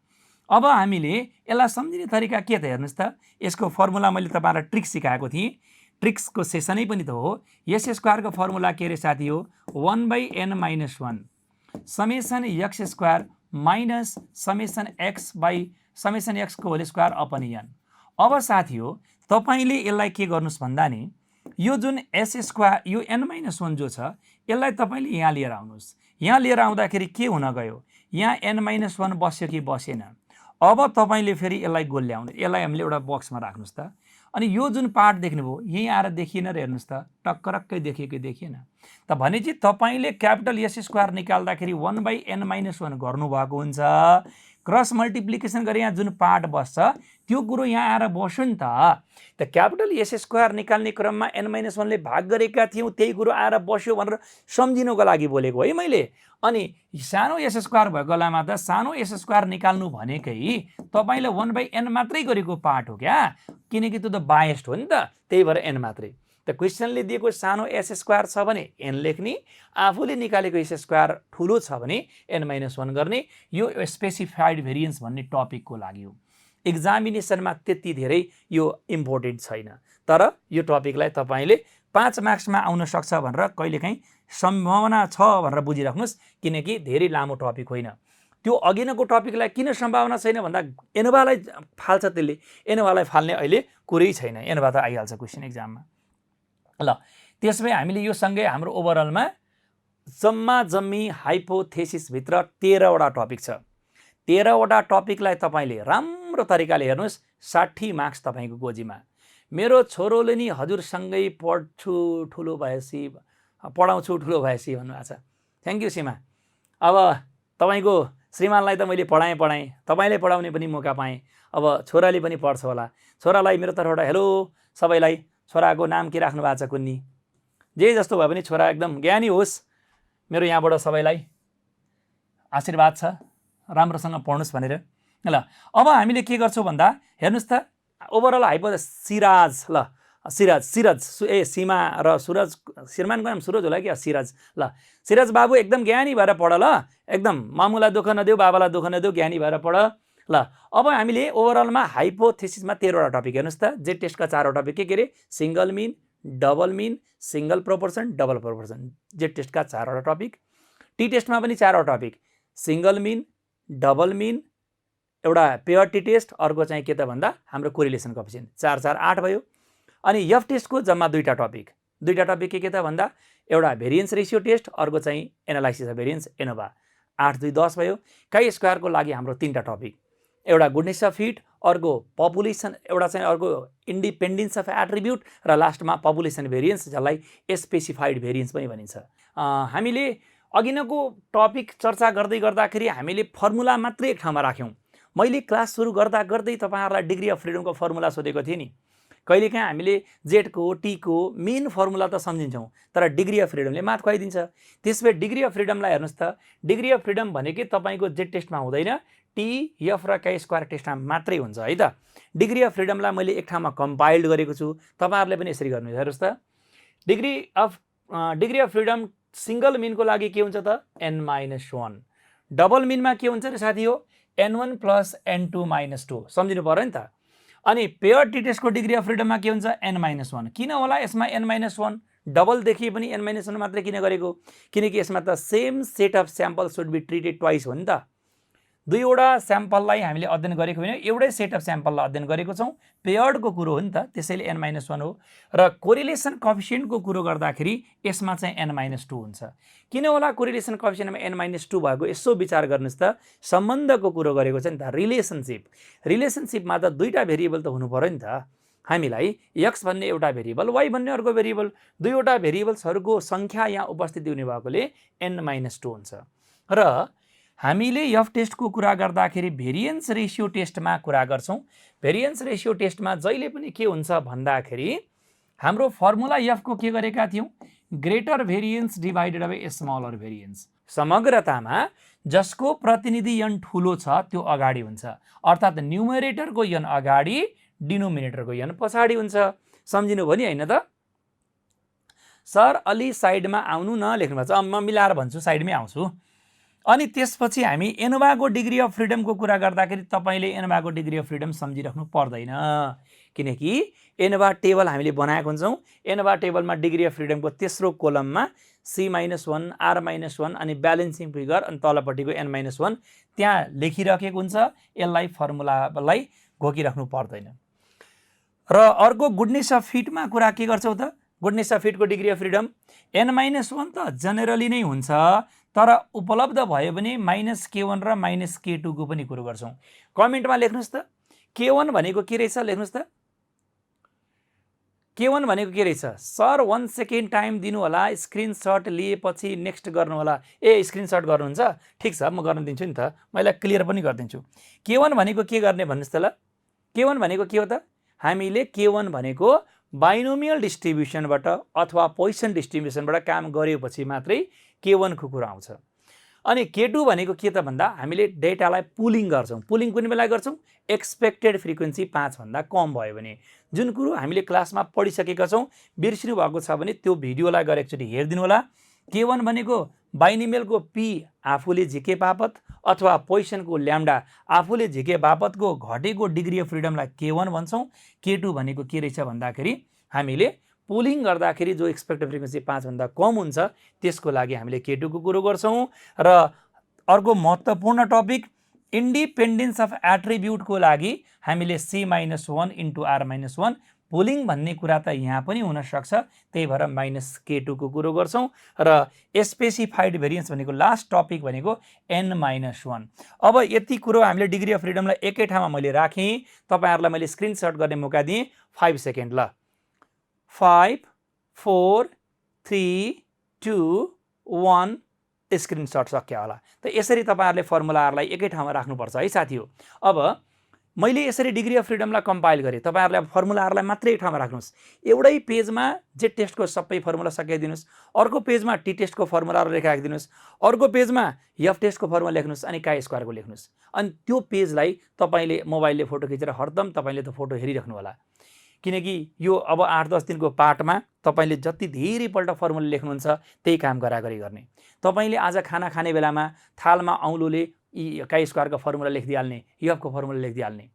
अल द टाइम तपाईँको दिमाग फर्मुला सम्झिनको लागि रहोस् है त साथीहरू। यति भइसके पछाडि अब तपाईँहरूलाई मैले अब टिप्सको कुरा सेयर गर्दैछु। साह्रै महत्त्वपूर्ण क्लास त अझै बाँकी नै छ नि, बिचरा साथीहरूको क्लास छुट्टी होला। हेर्नुहोस् अब हाइपोथेसिस एट अ ग्लान्स, समग्रतामा हाइपोथेसिस। सर स्क्रिनसट चिट बनाउनलाई काम लाग्छ हो। अब चिटको त के आवश्यकता, दिमागमा गर्ने बाबु। अनि चिटको कुरा गर्दाखेरि कहिलेकाहीँ आवश्यकता पर्छ भने त्यसलाई चाहिँ सुरक्षित गरेर राख्नु, तर चिट चोर्न हुँदैन भनेर सम्झिराख है। ल हेर त, हाइपोथेसिस एट अ ग्लान्स, हामीले समग्रतामा हाइपोथेसिसलाई सम्झिने प्रयास गर्छौँ। कम्प्यारेटिभ स्टडी, यही हो हाम्रो टिप्स र टिक्सको कुरा। हामीले पहिला कुरा गर्छौँ स्याम्पल साइज। स्याम्पल साइजबाट हाइपोथेसिस टेस्टिङ थाहा हुन्छ। यदि n को भ्यालु 30 भन्दा बढी छ भने त्यो के भयो, जेड टेस्ट। n को भ्यालु 30 भन्दा कम छ भने त्यो के हुन्छ, अब टी मात्रै भन्न पाइएन नि त, टी मात्रै भन्न पाइएन नि त। हामीले टी टेस्ट पनि हुनसक्छ, एफ टेस्ट पनि हुनसक्छ। हामीले टी टेस्ट पढुन्जेल n को भ्यालु बिलो 30 हुने बित्तिकै त्यो टी नै हुन्छ भनेर पढेका थियौँ, तर बिलो 30 मा त्यो टी टेस्ट पनि हुन्छ, एफ टेस्ट पनि हुन्छ। अनि टी र एफ कसरी छुट्याउने, यदि तपाईँलाई क्वेसनले मिनको टेस्ट गर्न भन्यो भने, एभरेजको टेस्ट गर्न भन्यो भने त्यो प्रश्न कता गयो रे, टी टेस्टमा। यसै गरी यदि क्वेसनले तपाईँलाई भेरिएन्सको कुरो गर्यो भने त्यो कता गयो रे, एफ टेस्टमा गयो। भेरिएन्सको कुरो गर्यो भने एफ टेस्टमा गयो। अब त्यसमै हामीले के गर्छौँ त भन्दाखेरि हामी जेड टेस्टका दुईटा पार्टको कुरो गर्छौँ। जेड टेस्टका दुईटा पार्ट, एउटा हुन्छ मिन टेस्ट, अर्को हुन्छ प्रोपोर्सन टेस्ट। मिन भित्र पनि सिंगल मिन, डबल मिन, अनि प्रोपोर्सन भित्र पनि सिंगल प्रोपोर्सन र डबल प्रोपोर्सन। एक्जामिनेसनमा कसरी छुट्याउने त सिंगल मिन र डबल मिन भनेर हाम्रो मिन र प्रोपोर्सन भनेर हामीले के भनेका थियौँ त इज एसडी गिभन अरे के गर्छौँ अरे हामीले एउटा यसलाई यसरी लेख्छौँ हाम्रो कसरी छुट्याउने त भन्दा इज एसडी गिभन दिएको छ त भन्ने कुरो गर्दा दुईटा हाँगा के हाँगा रे भन्नुहोस् त तपाईँलाई थाहा छ एउटाले भन्छ यस अर्कोले भन्छ के त नो यस भन्यो भने त्यो कुन टेस्ट हुन्छ मिनको टेस्ट हुन्छ नो भन्यो भने के हुन्छ प्रोपोर्सनको टेस्ट हुन्छ यति कुरोलाई हामीले ख्याल गर्छौँ त मेन हिरो भनेको स्ट्यान्डर्ड डेभिएसन रहेछ है साथी हो स्ट्यान्डर्ड डेभिएसन दियो भने मिनवाला टेस्ट भयो हैन मिन टेस्ट भयो दिएन भने प्रोपोर्सन टेस्ट भयो सिंगल र डबल भनेको डाटा हेरेर थाहा पाइहाल्छ एक्जामिनेसनमा प्रोपोर्सन एकदम महत्त्वपूर्ण हो यसरी मिनको कुरो गर्यौँ अझै यति मात्रै भएन हामीले अब टी टेस्ट र एफ टेस्टको कुरो पनि गर्छौँ किनकि एनको भ्यालु बिलो 30 भयो भने टी अथवा एफ दुईटै हुन सक्छ भनेको थियौँ नि त त्यसैले कुन बेलामा टी र कुन बेला एफ हेर्नुस् त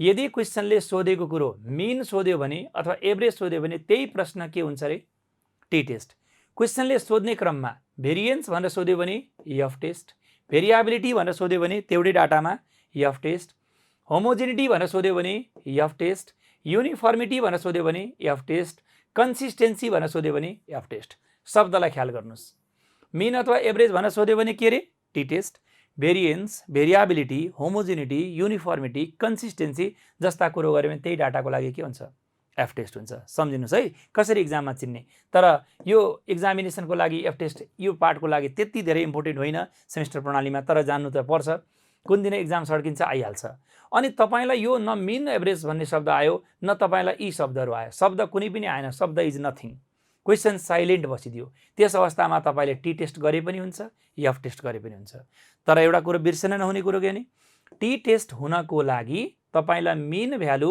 दिएकै हुनुपर्दछ जबसम्म तपाईलाई मिन भन्ने भ्यालु अथवा एभरेज भन्ने भ्यालु दिँदैन तबसम्म टी टेस्ट हुँदैन किन सर भन्दा टी को फर्मुला सम्झिनुस् त x bar 1 minus x bar 2 divided by root under भित्र sp square 1 by n1 plus 1 by n2 होइन र अनि x बार 1 र x बार 2 नभएसम्म कसरी टी टेस्ट हुन्छ त साथी हो तर एफ टेस्टमा त हामीले के गरेका छौँ s1 square upon s2 square गरेका छौँ त अथवा s2 square upon s1 square गरेका छौँ यहाँ मिनको आवश्यकता परेन नि त भेरिएन्स मात्रै दिइरहेको हुन्छ भेरिएन्स त फेरि सर एफसी स्क्वायर निकाल्दा भेरिएन्स त यहाँ पनि चाहियो त भेरिएन्स जस्तो कुरो टीमा त चाहिन्छ नै तर टीमा मिन पनि चाहिन्छ अनि भेरिएन्स भन्ने कुरो एफमा पनि चाहिन्छ टीमा पनि चाहिन्छ तर टीमा हामीलाई के हुन्छ त भन्दाखेरि मिन पनि चाहिरहेको हुन्छ त्यसरी हामीले कसरी छुट्याउने भन्ने कुरालाई चर्चा गर्यौं यो एउटा टी टेस्ट र एफ टेस्टको बीचको कम्प्यारेटिभ स्टडी शेयर गरेँ मैले अर्को तपाईलाई एनोभाको कुरो गर्छौं एनोभा तपाईलाई 1 वे र 2 वे हुन आउँछ रोको मात्रै अथवा कोलमको मात्रै कुरो सोध्यो भने 1 वे एनोभा दुईवटैको कुरो सोध्यो भने 2 वे एनोभा यो 2 वे एनोभा र एनोभा हुनको लागि के भनेछ कमसे कम 3 वटा सेट्स अफ भेरिएबलको बारेमा अध्ययन गरेको हुन्छ μ1 μ2 र μ3 दुईवटा मात्रै सेट भयो भने त्यसलाई एनोभा भनिदैन मिनिमम पनि 3 वटा आउनै पर्छ कि 3 कि 4 कि 5 यो कुरो पनि हामीले चाहिसकेका छौं है त एकदम महत्त्वपूर्ण कुरा छ नि त हेर्नुस् त लागिरा छैन मैले आज महत्त्वपूर्ण कुरा गरेको महत्त्वपूर्ण छ कि छैन भन्नुस् त इम्पोर्टेन्ट छ कि छैन यत्रो दिन पढेको कुरा त सबभन्दा खतरा त आज हो नि त यो किनकि हामीले छरेर पढेका थियौं आज एकै ठाउँमा राखेर पढाएको छौं कि त्यही भएर यो सबैले जानुन् भनेको अब कर्ममा लेखेर हैन हेर्नुस् त सबै विद्यार्थीहरुको ल अब हामीले के गर्छौं फेरि एनोभा र एट्रिब्युट हुन त हामीले पहिले पढेको हो फेरि एकचोटी संस्थागत गरिया छौं एनोभा भनेको भेरिएबलको टेस्ट हो एट्रिब्युट भनेको फ्रिक्वेन्सीको टेस्ट हो कसरी चिन्ने फ्रिक्वेन्सी भन्दा नम्बरमा दिएको हुन्छ र यो नम्बर भनेको 50 भन्दा बढी हुन्छ पहिले पनि पढेको होला आज फेरि कम्पाइल गरिराखेका छौं अनि एनोभामा मिन अथवा एभरेज भन्ने शब्द उल्लेखित हुन सक्छ तर एट्रिब्युटमा कहिले मिन भन्ने शब्द आउँदैन हैन र कसरी थाहा पाउने भन्ने कुरो गर्दाखेरि हामीलाई मिन भनेको μ1 μ2 μ3 μ4 गरेर एनोभामा म्युको कुरो गरेका थियौं त त्यसबै तपाईलाई टेबल फर्मेटमा क्वेशन दियो अनि कहीं गएर मिन गरेर घुसार दियो भने मिन भन्ने बित्तिकै त्यो त एनोभा भयो त अनि मिन भन्ने बित्तिकै एट्रिब्युट हुँदैन भनेर सम्झिनुस् हैन त अनि क्वेशनको सोधाइ भेरिएबलको बारेमा सोध्छ कारक तत्व भनेको कि त रो फ्याक्टर कि त कोलम फ्याक्टर कि त बोथ फ्याक्टर हुन्छ बोथ फ्याक्टर पनि हुन्छ यहाँनिर बोथ पनि हुन्छ हैन अनि एट्रिब्युटको प्रश्नमा शब्दहरु के आउँछ हेर्नुस् त फलोइङ टर्म्स शब्दहरु के त रिलेशनशिप भन्ने शब्द एसोसिएसनशिप भन्ने शब्द डिपेन्डेन्सी भन्ने शब्द इन्डिपेन्डेन्सी भन्ने शब्द इन्डिपेन्डेन्सीलाई भ्यारी पनि भनिन्छ। त यो शब्द राखेर कुरा गर्यो भने एट्रिब्युट, अनि तपाईलाई भेरिएबलको बारेमा रो अथवा कोलम अथवा बोथ फ्याक्टरको बारेमा कुरो गर्ने त्यो भनेको के भयो त भन्दा एनोभा। अझै रमाइलो कुरो के भने यो टेबलभित्र एउटा टेबल छ, हेर्नुहोस् त के भनेको छ, 2x2 अर्डरको टेबल कहिले पनि एनोभा हुँदैन, किनकि रो पनि दुईटा छ कोलम पनि दुईटा छ भने तपाईले कहीँबाट पनि तीनटा भेट्नु भएन नि त, र जबसम्म तीनटा भेटिँदैन तबसम्म त्यो एनोभा हुँदैन। किनभने सम्झिनुहोस् त, यहाँनिर हेर्नुहोस् त, कमसेकम 3वटा सेट्स अफ डाटा भएपछि मात्रै एनोभा हुन्छ भनेको छ त, अनि 2वटा टेबलमा त एनोभा भएन नि त त्यसो। त्यसैले यो पार्टले तपाईलाई एनोभा र एट्रिब्युटको बिचमा कन्फ्युजन जो थियो त्यसलाई हटाइदिन्छ। तर सेमेस्टर प्रणालीमा जोडिनुभएका विद्यार्थीहरू यो पनि झिक्कुनु पर्दैन, किनभने एनोभा आउँछ ग्रुप ए मा, एट्रिब्युट आउँछ ग्रुप बी मा, द्याट्स अल। तपाईहरु त कन्फ्युजनै हुनु पर्दैन। अर्को आयो, अब भेरिएन्सको कुरो गर्दाखेरि 2वटा भेरिएन्सको टेस्ट गर्ने कुरा पनि तपाईलाई दुई ठाउँमा देखिन्छ। एउटा देखिन्छ काई स्क्वायर टेस्टमा भेरिएन्सको कुरो, अर्को देखिन्छ यफ टेस्टमा। सम्झिनुहोस् त हो कि होइन, तपाईलाई भेरिएन्सकै कुरो गर्दाखेरि 2वटा भेरिएन्सको टेस्ट त तपाईले यफमा पनि गर्नुभयो काई स्क्वायरमा पनि गर्नुभयो। कसरी थाहा पाउने यो यफ वाला र काई स्क्वायर वाला भन्दा, यदि तपाईलाई स्याम्पल भेरिएन्स र पपुलेसन भेरिएन्स, दुईटा भेरिएन्स दिन्छ, यहाँ पनि 2 भेरिएन्सेस भनेको छ नि त, एउटा भेरिएन्स स्याम्पलको अर्को भेरिएन्स पपुलेसनको दियो भने त्यो काई स्क्वायर वाला भेरिएन्सको टेस्ट हो, जसलाई हामीले स्पेसिफाइड भेरिएन्स भनेर काई स्क्वायरको लास्ट टपिक यो फर्मुला वाला। सम्झिनुहोस् त हो कि होइन, सम्झना आइरहेछ, अनि अथवा यो फर्मुला वाला। तर तपाईलाई दुईटै भेरिएन्स स्याम्पलको दियो भने s1 square upon s2 square अथवा s2 square upon s1 square वाला दियो भने बोथ स्याम्पल भेरिएन्सेसहरू उपलब्ध छ भने त्यो बेलामा एफ टेस्ट भयो। एनोभा भन्दा अघिल्लो पार्ट सम्झना आइरहेछ, मैले भनेको कुरो दिमागमा क्लिक भयो कि भएन एकचोटि लेख्नुहोस् त कमेन्टमा, भन है मेरा प्यारा विद्यार्थी भाइ बहिनी हो। यस, क्लिक भइसक्यो। अनि हाम्रो यफ टेस्टको फर्मुला कुन वाला त, greater variance upon smaller variance वाला। त यो दुईटालाई एकै ठाउँमा राखेर पढ्दाखेरि हामीलाई कम्प्यारिजन गर्न सजिलो भयो कि भएन? ल भन्नुस्, बुझियो कि बुझेन? यो टपिक तपाईलाई ठिक लाग्यो कि लागेन यसो कमेन्टमा लेख्नुस् त साथी। ऊर्जा मिल्छ मलाई पनि, कति मिहिनेत गरेको छु तपाईहरुको यो कामको लागि। हेर्नुस् त, मैले तपाईहरुलाई पढाएर मात्रै छोडेको छैन है, यस्ता कुरा त मैले नभने पनि तपाईहरुले आफैले गर्नुपर्ने थियो, तर मैले कस्तो दामी तपाईहरुलाई ल्याइदिएको छु, यो पठाइ पनि दिन्छु म तपाईहरुलाई आज। ल अब फेरि अब बाइनोमियल र पोजिसन पनि गरौँ। बाइनोमियल र पोजिसनको लागि हेर्नुस् त, यो सबै हामीले लेखिसकेका छौँ। बाइनोमियल कसरी चिन्ने त? तीनटा आधार छ। प्रश्नले मुखै फोडेर कि त बाइनोमियल भन्नु पर्यो, होइन भने प्रोबेबिलिटीको भ्यालु 5% भन्दा बढी दिएर n को भ्यालु 20 भित्रमा आउनु पर्यो, त्यो प्रश्न बाइनोमियल। होइन भने क्वेशनले हेड र टेलको कुरो गर्नुपर्छ। हेड र टेलको कुरो त गर्ने, गाईको हेड र गाईको टेल हो त होइन नि, क्वाइन टस। क्वाइन टसमा हेड एन्ड टेलको कुरो गर्यो भने अरु नमिल्दा पनि बाइनोमियल हुन्छ। अनि मेल र फिमेलको कुरो गर्यो भने पनि बाइनोमियल। तर मेल एन्ड फिमेल एउटा अफिसमा भएको मेल र फिमेलको कुरो गर्दाखेरि हुन्छ कि हुँदैन? लेख्नुस् त, बोल्नुस्। लेखाइ बेइज्जतीहरु हुँदैन। न्याचुरल केस हो, दीपकले कुरो बोलिहाल्यो, हुन्न भनेर लेखिसक्नु भएको छ। न्याचुरल फेनोमेननमा चाइल्ड बर्थको कुरो गर्नु पर्यो। यो कक्षामा भएका विद्यार्थी र केटा र केटीको संख्या बराबर छ 0.50 0.50 भन्न मिल्ला त? मिल्दैन नि त। नेपालमा केटाहरू त पढ्न छोडिहाले, सबै खाडी मुलुक गइसके, विदेश गइसके, केटीहरू छन् धेरै क्लासमा। यो भने पछाडि मेल एन्ड फिमेल भनेर भएन, चाइल्ड बर्थको केसमा मेल एन्ड फिमेल भन्नुपर्छ। यसैगरी तपाईलाई यो हेड एन्ड टेल भनेको क्वाइन टसमा भन्नुपर्छ। त्यो प्रश्न बाइनोमियल हुने आधारहरू यिनै हुन्। अनि बाइनोमियलको फर्मुला हामीले पढेका छौँ। अर्कोतिर जाउँ, अब वेन पोजिसन छेकिन्छ। पोजिसनलाई म यताबाट भनिदिन्छु। 4वटा आधार छ। प्रश्नले मुखै फोडेर पोजिसन भन्यो भने त्यो प्रश्न के भयो? पोजिसन। होइन भने प्रोबेबिलिटीको भ्यालु 5 भन्दा कम आएर n को भ्यालु मोर देन 20, किनकि रेयर केसको लागि हामीले चर्चा गर्छौँ। कुनै कुनै एक्जाम्पल पनि हुन्छ, जस्तै टाइपिङ मिस्टेकका कुराहरू, एक्सिडेन्टका कुराहरू, यी अनि प्रिन्टिङ मिस्टेकका कुराहरू हाम्रो पोजिसन हुनको लागि प्रेरित हुने एक्जाम्पल हुन्। तर छोडौँ, हामीले यी आधारबाट जान्छौँ। अनि त्यसैगरी मिन अथवा एभरेज भ्यालु दिन्छ। अनि मिन अथवा एभरेज भ्यालुलाई दिएर मात्रै भएन नि त, स्पेसिफिक टाइम पिरियड दिनु पर्यो। स्पेसिफिक टाइम पिरियड भनेको जस्तै के अरे, पर आवर, पर डे, पर 30 सेकेन्ड, पर विक जस्ता हामीले टाइम पिरियडलाई मिलाएर दियो भने एभरेज अथवा मिन भन्ने शब्दले त्यसलाई पोजिसन बनाउँछ। नर्मलको कुरो गर्नुहुन्छ भने नर्मल डिस्ट्रिब्युसनमा अलमोस्ट प्राय नर्मली डिस्ट्रिब्युटेड लेखिरहन्छ। अलमोस्ट के लेखा छ हेर्नुस् त, In the case of normal distribution, it is said that normally distributed in most of the question. प्राय जसो म बाहिर निस्केँ है किनकि मेरो अनुहार जरुरी छैन, यो लेखेको जरुरी छ। Most of the question normally distributed लेखेको हुन्छ, but mean and standard deviation are the most usual parameters to identify the question of the normal distribution. Normal distribution ठम्ब्याउनको लागि अधिकांश 99% प्रश्नहरूमा नर्मली डिस्ट्रिब्युटेड भनेको हुन्छ।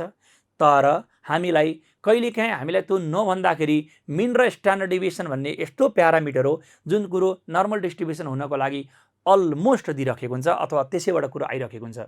कि त मिन एन्ड स्ट्यान्डर्ड डेभिएसन सँगै दिन्छ, कि त मिन दिएर स्ट्यान्डर्ड डेभिएसन सोध्छ एक्स र पी सँग, कि त मिन र स्ट्यान्डर्ड डेभिएसन दुईटै सोध्छ। त मिन र स्ट्यान्डर्ड डेभिएसन आउँदाखेरि त्यो नर्मल हो भन्ने कुरो तपाईँले आशंका गरिहाल्नु होला। त्यो प्रश्न म एकछिनमा देखाउनेवाला छु। आजको क्लास यत्तिकै सकेको छैन, साह्रै महत्त्वपूर्ण क्लास हो। आज त क्लोजिङ सेसन हो नि त। क्लोजिङ सेसन जहिले पनि लामो हुन्छ। विचार गर्नुहोस् त, वर्ल्ड कप चलेको बेलामा क्लोजिङ सेसन जहिले पनि के हुन्छ, आएर यहाँ छम्माहरू डान्स गरिरहेका हुन्छन्। तपाईँको छम्मा पनि मै हो, तपाईँको सर पनि मै हो। त्यसै यति कुरो गर्दाखेरि हामीले के गर्छौँ त भन्दाखेरि cases of the normal distribution यो चारवटा प्यारामिटरमा कि त तपाईँलाई प्रोबेबिलिटी सोध्ने गरी क्वेसन आउँछ, कि त तपाईँलाई यक्स सोध्ने गरी क्वेसन आउँछ, कि त भने तपाईँलाई म्यु र सिग्मा सोध्ने गरी क्वेसन आउँछ। यो तपाईँको तीनवटा केस मोस्ट महत्त्वपूर्ण, विचार गर्नु होला। तपाईँलाई यो केस पनि बारम्बार आएको छ, यो केस पनि आइरहेको छ, यो केस पनि आइरहेको छ। अब यो खालको केस कसरी गर्ने के गर्ने भनेर भिडियो पनि तपाईँहरूलाई प्रशस्त डिटेलमा बनाइदिएको छ, गएर यस्तो हेरिदिनु होला। अनि मलाई जहाँसम्म लाग्छ तपाईँहरूले काम गरिसक्नु भएको छ। अब कुन चाहिँ केस हो के हो भन्ने कुरो तपाईँहरूले कुरा मिलाउनुहुन्छ। त्यसै हामी अलिकति अब ओभरअललाई चर्चा गर्दै जाने क्रममा छौँ। लिमिट, अब लिमिट सोध्ने बित्तिकै तपाईँ विचार गर्नु होला, यो प्रश्न हाम्रो लागि इस्टिमेसन भन्ने च्याप्टरमा गयो। कता गयो रे? लिमिट सोध्ने बित्तिकै इस्टिमेसनमा। इस्टिमेसन अब दुई तरिकाले निकालिन्छ। एउटा हुन्छ यनको भ्यालु 30 भएको बेलाको इस्टिमेसन लिमिट निकाल्ने, एउटा हुन्छ यनको भ्यालु 30 भन्दा कम भएको बेलामा। यदि 30 भन्दा बढी भयो भने त्यो जेड टेस्टतिरको लिमिट निकाल्ने काम भयो, किनकि मोर देन 30 भनेको जेडमा आन्छ। यदि यनको भ्यालु 30 भन्दा कम भयो भने त्यो टी टेस्टतिरको लिमिटवाला काम भयो। कुरो विचार गर्नुहोस् है, बडा गजब कुरा यो पनि। यदि तपाईँको जेड टेस्टबाट बाँडिनु भएको छ भने कि त त्यो मिन टेस्ट हुन्छ, कि त भने त्यो प्रोपोर्सन टेस्ट हुन्छ। मिनको बेलामा लिमिट निकाल्ने फर्मुला तपाईँहरूलाई याद होला, एक्स बार प्लस माइनस जेड अल्फा, किनकि हामी 30 भन्दा बढी छौँ जेड अल्फा, डिभाइडेड बाई एसई एक्स बार, तल्लो पार्टलाई स्ट्यान्डर्ड एरर भनिन्छ। प्रोपोर्सनको लागि हो भने स्मल पी टु पी वाला पी है, small P divided plus minus Z alpha standard error of small P. Standard error भनेको जेडको तल्लो पार्टको फर्मुला। यही कुरो तपाईँलाई अब टी टेस्टतिर जाने हो भने यनको भ्यालु बिलो 30 भएको बेलामा टीको कुरा आउँछ। टीको कुरा आउँदा के गर्छौँ, x bar plus minus T alpha डिएफ, degree of freedom हुन्छ नि त, टी टेस्टदेखि सुरु हुन्छ नि त।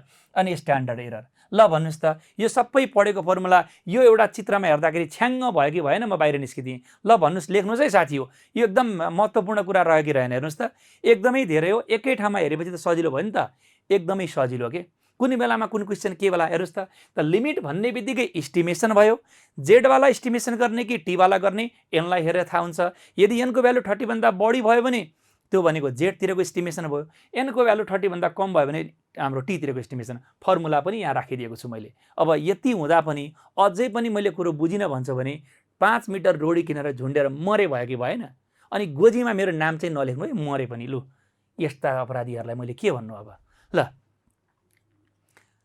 अनि सर अब मिन र प्रोपोर्सन कसरी चिन्ने? लु मलाई भन त, ल मिन र प्रोपोर्सन कसरी चिन्ने रे भन त मेरा भाइ बहिनी हो, मेरा प्यारा विद्यार्थी हो। ल भन।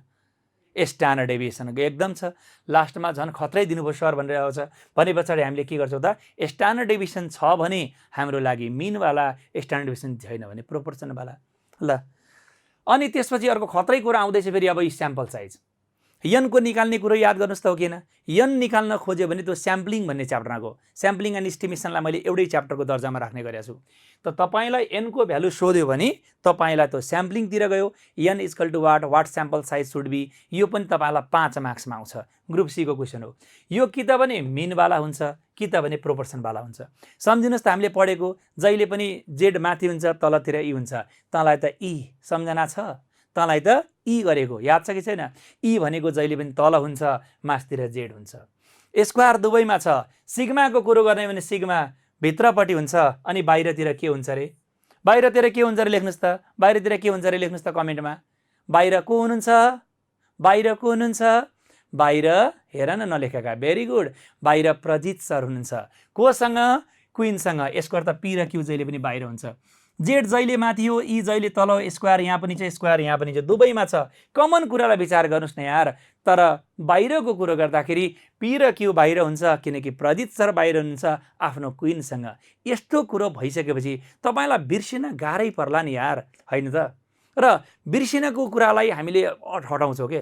हामीले वास्तवमा सम्झिनको लागि पढेकै होइनौँ, नबिर्सिनको लागि पढेको हौँ। मैले बारम्बार भन्ने कुरा छु, किनकि सम्झिने त्यसलाई नै हो जसलाई बिर्सिन्छ। बाबा हामी नबिर्सिने, एकै टकरमा आइहाल्छ, एकैचोटिमा ज्याम ज्याम आउँछ।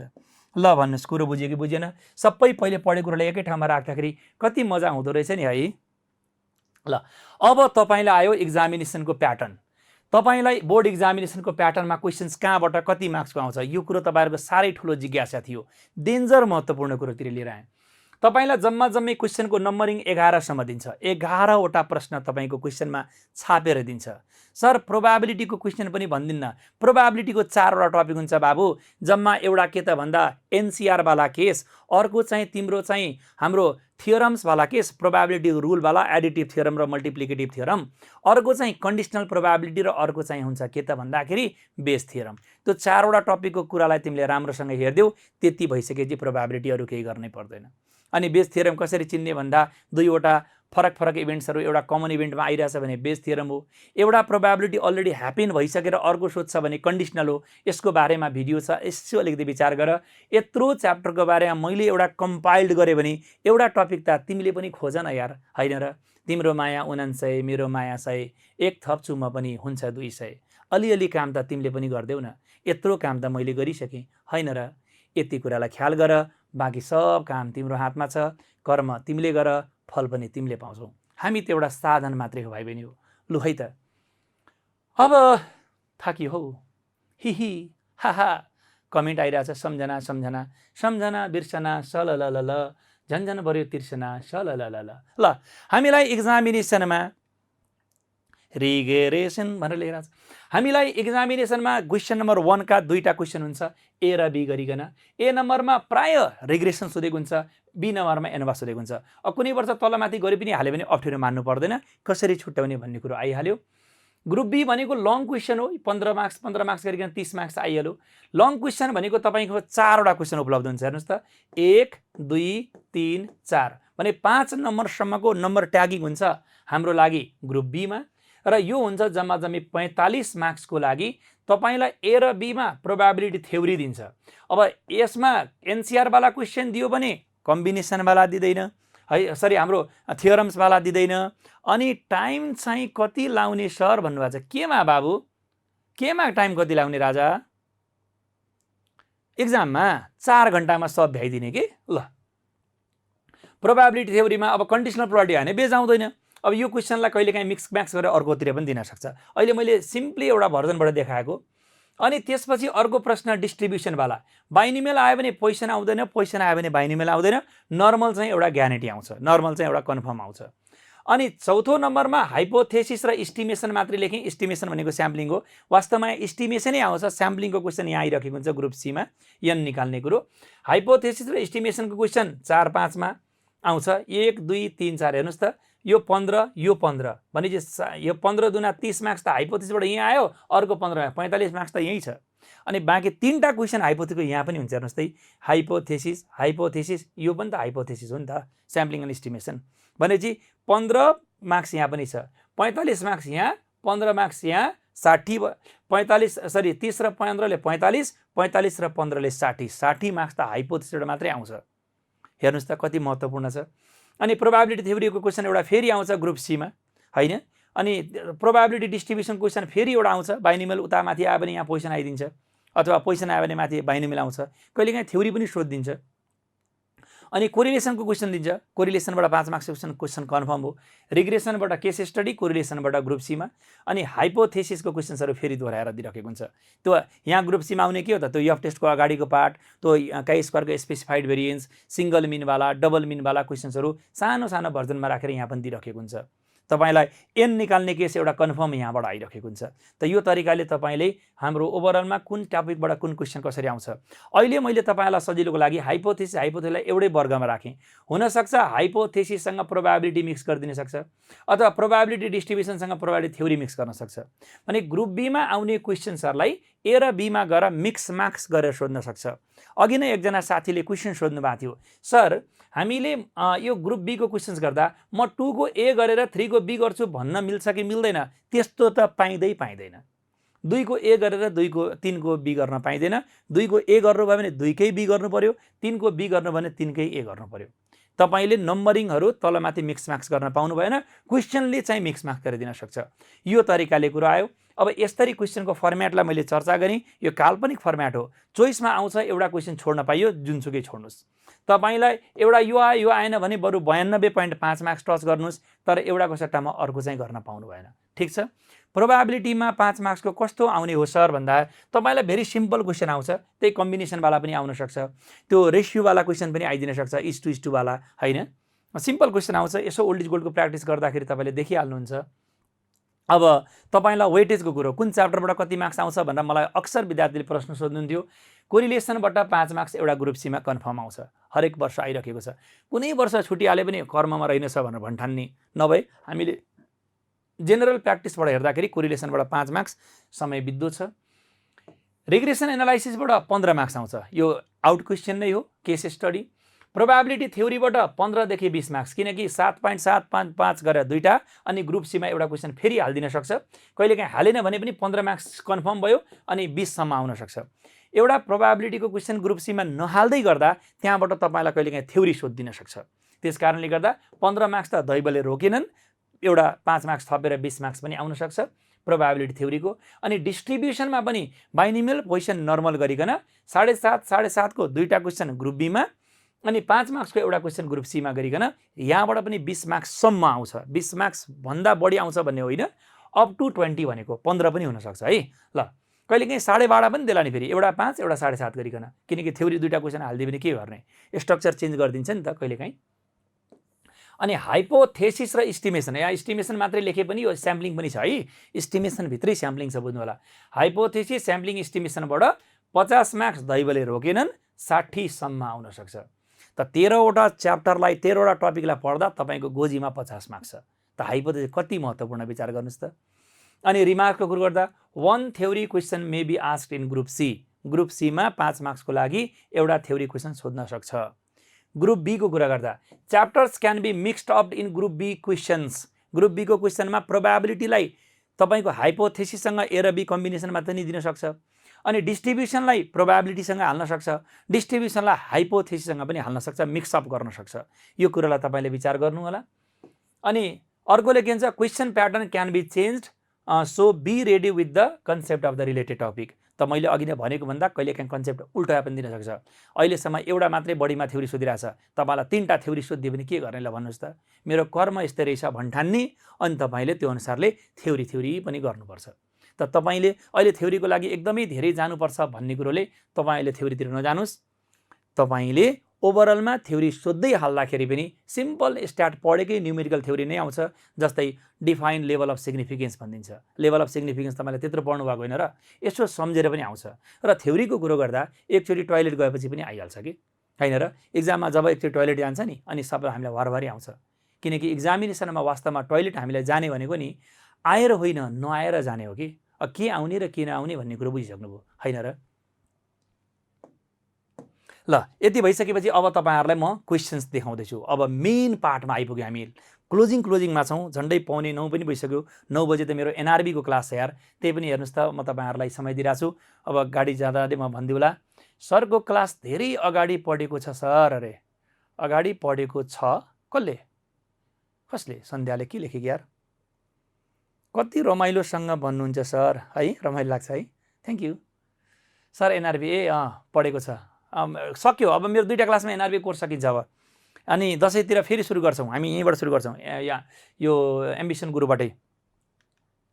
अनि हेर्नुस् त, अब म तपाईहरुलाई क्वेशन पहिला 2019 को मोडल अनि 2022 को दुईटा सेट लिएर आएको छु मैले। स्क्रिन देखिरहेछ, क्वेशन देखिन्छ साथी हो?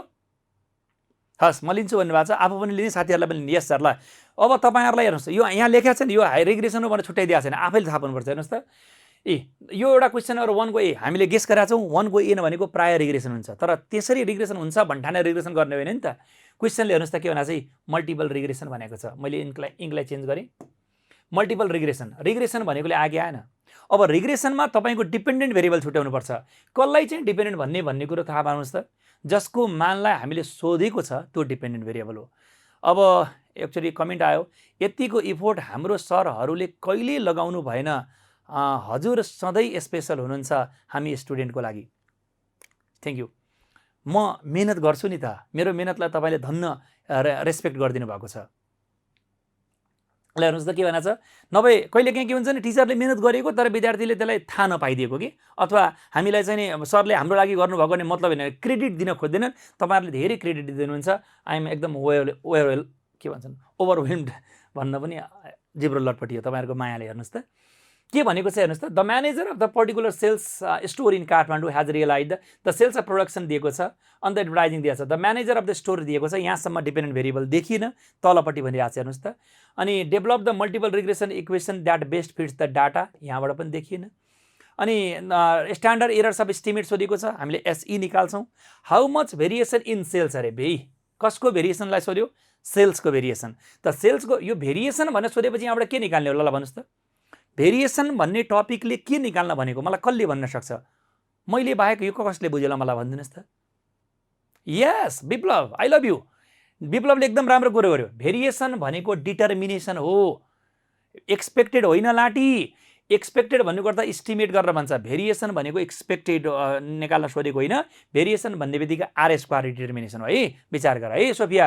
ल त्यसमै हामीले के गर्छौँ त भन्दा, भेरिएसन भनेको आर स्क्वायर गर्ने, यो भेरिएसन सेल्सको भनेकोले सेल्स डिपेन्डेन्ट भेरिएबल भयो, यसलाई हामीले वाइ मान्छौँ, अनि त्यसपछि बाँकी कुराहरू मिलिहाल्यो। त यसमा हामीलाई एस्टिमेटेड भ्यालु सोधेको छैन। एस्टिमेटेड भ्यालु सोधेको थियो भने यो दुईटाको भ्यालु पनि दिन्थ्यो, दिएको छैन। त 9 + 2 + 4 गरिकन 15 मार्क्स आउँदो रहेछ जम्मा जम्मी यहाँबाट। यो भयो रिग्रेसनको प्रश्न। अर्को यो प्रश्न अब थाहा छ हामीलाई, अर्को प्रश्न एनोभा होला। त यो एनोभै हो भन्ने कुरा हामीले थाहा पाउनको लागि त सरी कहाँ गएर अर्को क्वेसन, ल 1 को ए पछि 1 को बी काटिदिएको छ। जे होस् तपाईँले कुरो बुझिहाल्नुभयो। 1 पछि एकैचोटि 2 मा गएछ, हाम्रो भाइले क्वेसन हालिदेऊ न भनेको हालेन छ। ल 2 को ए मा गयो। हेर्नुहोस् त, 2 को ए मा गएर जाँदाखेरि हामीले के देखिरहेछौँ, अब यो अब ग्रुप बीमा गयो त। जस यसको सेकेन्ड क्वेसन भनेको एनोभा थियो, बुझिहाल्नु होला। 2A नै एनोभा थियो, तपाईँले बुझिहाल्नु होला। अब मेन त हामीले ग्रुप बीको क्वेसन कन्फ्युजन पनि त हुने हो नि। हेर्नुहोस् त, अब यो डाटा दिएछ, क्वेसन त पढ्नु पऱ्यो नि। अब 2 को ए भनेको कि त प्रोबेबिलिटी थ्योरी हुन्छ, कि त डिस्ट्रिब्युसन हुन्छ, कि त हाइपोथेसिस हुन्छ, होइन त, कि बाइनोमियल पोजिसन नर्मल हुन्छ। अब क्वेसन पढौँ के भनेको छ। A factor has 3 plants P1, P2, P3. यसो P1, P2, P3 देख्ने बित्तिकै कताकति गइरहेछ, विचार गर्नुहोस् त।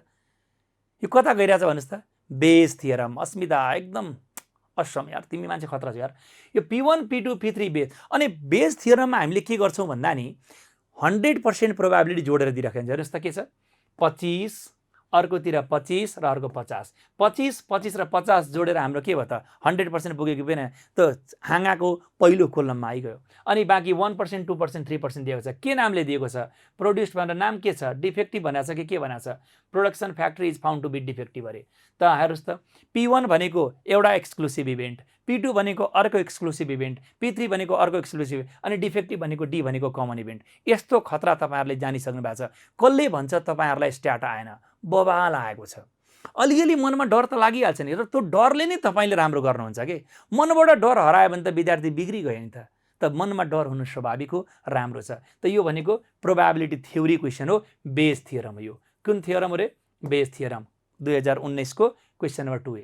अब बी नम्बरमा हेर्नुहोस्, यो टेबल दिएको छ। टेबल दिने बित्तिकै कि एनोभा हो कि एट्रिब्युट हो। एनोभा त तपाईँलाई 1 को बीमा सोधिसकेको थियो, यो एट्रिब्युट होला, गेस गरेको है त। अब हेर्नुहोस् त के भनेको छ, के छ, एसोसिएसन। हेर्नुहोस् त शब्द के आयो, हामीलाई यो दुईटाको बिचको एसोसिएसन सोधेको सोधेन। एसोसिएसन भनेकोले यो के भयो त, काई स्क्वायर भित्रको के हो त, यो एट्रिब्युट हो। गुडनेस अफ फिट होइन, यो के हो रे, यो एट्रिब्युट हो। ल भन्नुहोस्, कुरो बुझिरहेको छ कि छैन, मलाई बुझेको छ अथवा छैन मात्रै लेख्दै गर्नुहोस्, छिटो न हौ। यस सर। यतिको तरिकाले तपाईँले जानेपछि कसले पो तपाईँले रोक्छ र, पछाडि फर्केर हेर्नै पर्दैन, ज्याम ज्याम। ल नम्बर 3 मा हेर्नुहोस्। अब नम्बर 3 मा हेर्नुहोस् त के भनेको छ, a machine produce 20 defective items. 20 वटा डिफेक्टिभ आइटमको कुरो गर्यो। अनि ब्याच अफ द 400, 400 को ब्याचमा 20 वटा डिफेक्टिभ, 400 वटा मध्येको 20 वटा, यति मध्येको यति दियो भने प्रोबेबिलिटी अर्थात् यो प्रोपोर्सनतिर जाँदैछ। कहाँ पोजिसनमा गइराख्यो हेर त, विचार गर त। After overhauling the machine it is produce the 10 defective item भनेपछि एउटा बिफोर ओभरअलिङ एउटा आफ्टर ओभरअलिङ, प्रोपोर्सनको क्वेसन हो। एकातिर के हो रे बिफोर, अर्कोतिर के त आफ्टर ओभरअलिङ। अनि बिफोरमा के भयो त n1 भनेको कति भयो 400, अनि तपाईँको x1 भनेको कति भयो 20, प्रोपोर्सन भयो नि त। 400 भनेको 30 भन्दा बढी छ, अनि कहीँ पनि स्ट्यान्डर्ड डेभिएसन दिएन। यो हिसाब हेर्नुहोस् त, टेस्ट भनेको छ टेस्ट, टेस्ट भन्ने बित्तिकै हाइपोथेसिस टेस्टिङ भयो होइन त। यसो भइसकेपछि कुरा आउँछ, अर्कोतिर n2 को कुरा गर्यो, n2 भनेको 300, अनि यहाँको x2 भनेको कति दिएको रहेछ त, यो पनि हाम्रो डिफेक्टिभै भनेको छ, यो पनि हाम्रो डिफेक्टिभ, यो पनि डिफेक्टिभ कुरो मिलेको छ, 10 भइहाल्यो। अनि यहाँबाट p1 आउँछ, यहाँबाट p2 आउँछ। त यो प्रश्न के वाला हो रे, प्रोपोर्सन वाला लेखिसक्नु भएको छ अनुषा खतिवडाले। ल भेरी गुड। नम्बर बी ले के भन्छ, फिट द, मुखै फोडेर बाइनोमियल भनिदियो, फिट द भनेको छ। फिट द भनेपछि के भयो त, हाम्रो ई मात्रै निकाल्ने हो नि त, ई मात्रै निकाल्ने हो कि, एकचोटि 0 भएको बेला 1 भएको बेला 2 भएको बेला। अनि बाइनोमियल भनेको छ 0.50 मान्न पाइएन, समेसन fx/n गरेर हामीले निकाल्छौँ, p को भ्यालु आफूले निकाल्छौँ। यति मात्रै हो र। क्यालकुलेट द मिन, मिन भनेको के हो त n इन्टु p गरे भने मिन आउँछ। स्ट्यान्डर्ड डेभिएसन भनेको के हुन्छ, रुट अन्डरभित्र npq गरे भने स्ट्यान्डर्ड डेभिएसन आउँछ। भेरिएन्स भनेको npq मात्रै हो, अर्थात् स्ट्यान्डर्ड डेभिएसनको स्क्वायर। के यो प्रश्न हामीले पहिले पढेको होइनौँ र, भन त याद छ कि छैन? हामी यहीँ छौँ लेख्नु भएको छ। यसरी हामीले यो प्रश्न पोजिसन यसरी बाइनोमियल डिस्ट्रिब्युसनको हो, अनि मिन पनि निकाल्नु पर्यो, स्ट्यान्डर्ड डेभिएसन र भेरिएन्स सब निकाल्नु पर्यो। यो पनि क्वेसन मिल्यो, याद छ, लेखिसक्नु भएको छ सौरभले। 4 नम्बरमा हेर्नुहोस्, अब 4 नम्बरमा फेरि के गर्यो, हामीलाई भनिरहेको छ के दिएको छ, प्रोबेबिलिटी। अब प्रोबेबिलिटी भन्ने बित्तिकै प्रोबेबिलिटीतिर गइसक्यो हाम्रो दिमाग त दिएको छ के C1 C2 र C3 कम्पोनेन्ट्सको कुरा गरेको छ। अनि these of the being defectives, defective हुने 0.01 0.02 0.05, what is the probability that assemble product will be defective अरे। डिफेक्टिभ हुने प्रोबेबिलिटी के हो त, हामीले के भनेको छौँ, सल्भ द प्रब्लम। डिफेक्टिभ हुने प्रब्लम त एटलिस्ट एउटा मात्रै कम्पोनेन्ट बिग्रियो भने त्यसले प्रोडक्टलाई डिफेक्टिभ दियो कि दिएन त, भनेपछि at least 1 is defective, it means our component is defective. त एटलिस्ट 1 को मिनिङ आउँछ। याद गर्नुहोस् त, पहिले मैले क्लासमा भनेको छु, घरबाट निस्किने बेलामा आमाले बेलुका आउँदाखेरि सफा हुनुपर्छ है घर भनेर 3 जना बहिनीहरूले जेठीले गरेर 2 जना नगरे पनि सफा भए पुगिहाल्यो नि त, होइन त। यसै गरी एटलिस्ट एउटाले घर सफा गर्यो भने तपाईँको आमाले गाली त कसैलाई गर्नुहुन्न भने जस्तै हो कि यो पनि। त भनेपछि यो 3वटा कम्पोनेन्ट्सहरू बिग्रिएपछि हाम्रो कम्पोनेन्ट डिफेक्टिभ हुने भन्ने कुरो हुन्छ। त 3वटाको छुट्टा छुट्टै प्रोबेबिलिटी दियो, अनि एटलिस्ट एउटा डिफेक्टिभ भयो भने द कम्पोनेन्ट अथवा प्रोडक्ट एसेम्बल्ड इज डिफेक्टिभ भन्छ। एउटा कम्पोनेन्ट डिफेक्टिभ, 2टा कम्पोनेन्ट डिफेक्टिभ होस्, 3टा डिफेक्टिभ होस्, जतिवटा डिफेक्टिभ भए पनि प्रोडक्ट डिफेक्टिभ हुनको लागि एटलिस्ट एउटा डिफेक्टिभ भइदियो भने प्रोडक्ट डिफेक्टिभ हुन्छ। त रिक्वायरमेन्ट नम्बर ए ले एटलिस्ट 1 को मिनिङ दिँदैछ, अनि विल नट डिफेक्टिभ भन्नु गर्दा के हो त, अनि हामीले त्यही 1 माइनस डिफेक्टिभलाई घटाइदिने।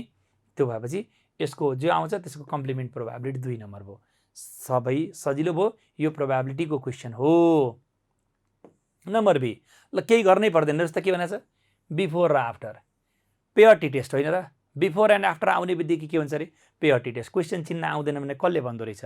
अनि हेर्नुहोस् त, अघि नै के भने त हेज द मेसिन इम्प्रुभड अरे। इम्प्रुभड भनेकोले 1 टेल कि 2 टेल, अघि नैको यो प्रोपोर्सनको हिसाबमा नि 1 टेल कि 2 टेल, 1 टेल, यो इम्प्रुभड भनेको 1 टेल। अब हेर्नुहोस् त, हाम्रो पेयर्टी टेस्ट भइसक्यो। पेयर्टी टेस्टभित्र के रहेछ, बेनिफिटेड, बेनिफिटेड भनेकोले 1 टेल कि 2 टेल, 1 टेल। हेर्नुहोस् त, पेयर्टी टेस्ट भयो, यो प्रोपोर्सन भयो, 1 टेल पनि 2 टेल पनि छुट्याउन आयो। कसले भन्छ क्वेसन छुट्याउन आउँदैन? हेर्नुहोस् त, यस्तो डेन्जर बुझ्नु भएको छ तपाईँहरूले। अर्को क्वेसनतिर जाउँ साथी हो। 5 नम्बर हेर्नुहोस् अब के भन्छ, in an intelligent test administered 100 students अरे, 1000 students, the average score was 42 and standard deviation is equal to 24 अरे। हेर्नुहोस् त, 1000 जना विद्यार्थी दियो, हामीलाई एभरेज पनि दिएको छ, स्ट्यान्डर्ड डेभिएसन पनि दिएको छ, अनि find the number of students दिएको छ, अनि लोएस्ट स्कोर अफ द यति दिएको छ, हाइएस्ट स्कोर अफ द दिएको छ। यो कुन च्याप्टर होला, गेस गर्नुहोस् त, कुन च्याप्टर होला? ओहो, मिठो आइसक्यो, नर्मल डिस्ट्रिब्युसन। किनकि मिन र स्ट्यान्डर्ड डेभिएसन दिँदाखेरि नर्मल डिस्ट्रिब्युसन हो। अनि यो मिन र स्ट्यान्डर्ड डेभिएसन दियो भने त सर हाइपोथेसिस पनि होला नि त, टेस्ट त भन्नु परेन हामीलाई, त नम्बर सोध्यो नि त, पी निकाल्ने, अनि पीलाई यो 1000ले मल्टिप्लाई गरिदिने, अनि दोस्रो केसमा हाम्रो x सोधेको छ, तेस्रो केसमा पनि x सोधेको छ। पहिलो केसमा p = वाट, त्यसलाई n ले मल्टिप्लाई गरिदिने। हाम्रो ठ्याक्कै क्वेसन नम्बर हामीले क्लासमा गरेको क्वेसन नम्बर 7 जस्तो क्वेसन हो यो। हामीले क्लासमा गरेको क्वेसन नम्बर 7 नर्मल डिस्ट्रिब्युसनको हेर्नुस्, टक्करक्क यही प्रश्न हो। तपाईले कुरो चिनिहाल्नुभयो, मैले चिन्नुभन्दा पहिले विप्लव भाइले चिनिहाले, अस्मिता बहिनीले पनि चिनिहाल्नुभयो, सौरभ भाइले पनि चिने। अब हेर्नुस् त, अब यहाँ दिएको छ टाइप 1 र टाइप 2 दिएको छ। स्याम्पल साइज दुईटै स्याम्पल साइज 50 छ। 30 भन्दा बढी भयो भने स्याम्पल साइज भनेपछि हाम्रो के भयो त यो? हेर्नुस् त, स्ट्यान्डर्ड स्ट्यान्डर्ड एरर भनेछ भने हाइपोथेसिसतिर गयो। जेड टेस्ट भयो, n1 को भ्यालु र n2 को भ्यालु 50 भन्दा बढी 30 भन्दा बढी छ, जेड हो। अनि स्याम्पल मिन दिएछ, स्याम्पल स्ट्यान्डर्ड डिभिएसन दिएको छ। त यो Z test for single mean हो कि डबल मिन हो? ल लेख्नुस् त, डबल मिन। कस्तो मिठो तरिकाले बुझिएन र? क्वेसन चिन्न आउँदैन भन्थे।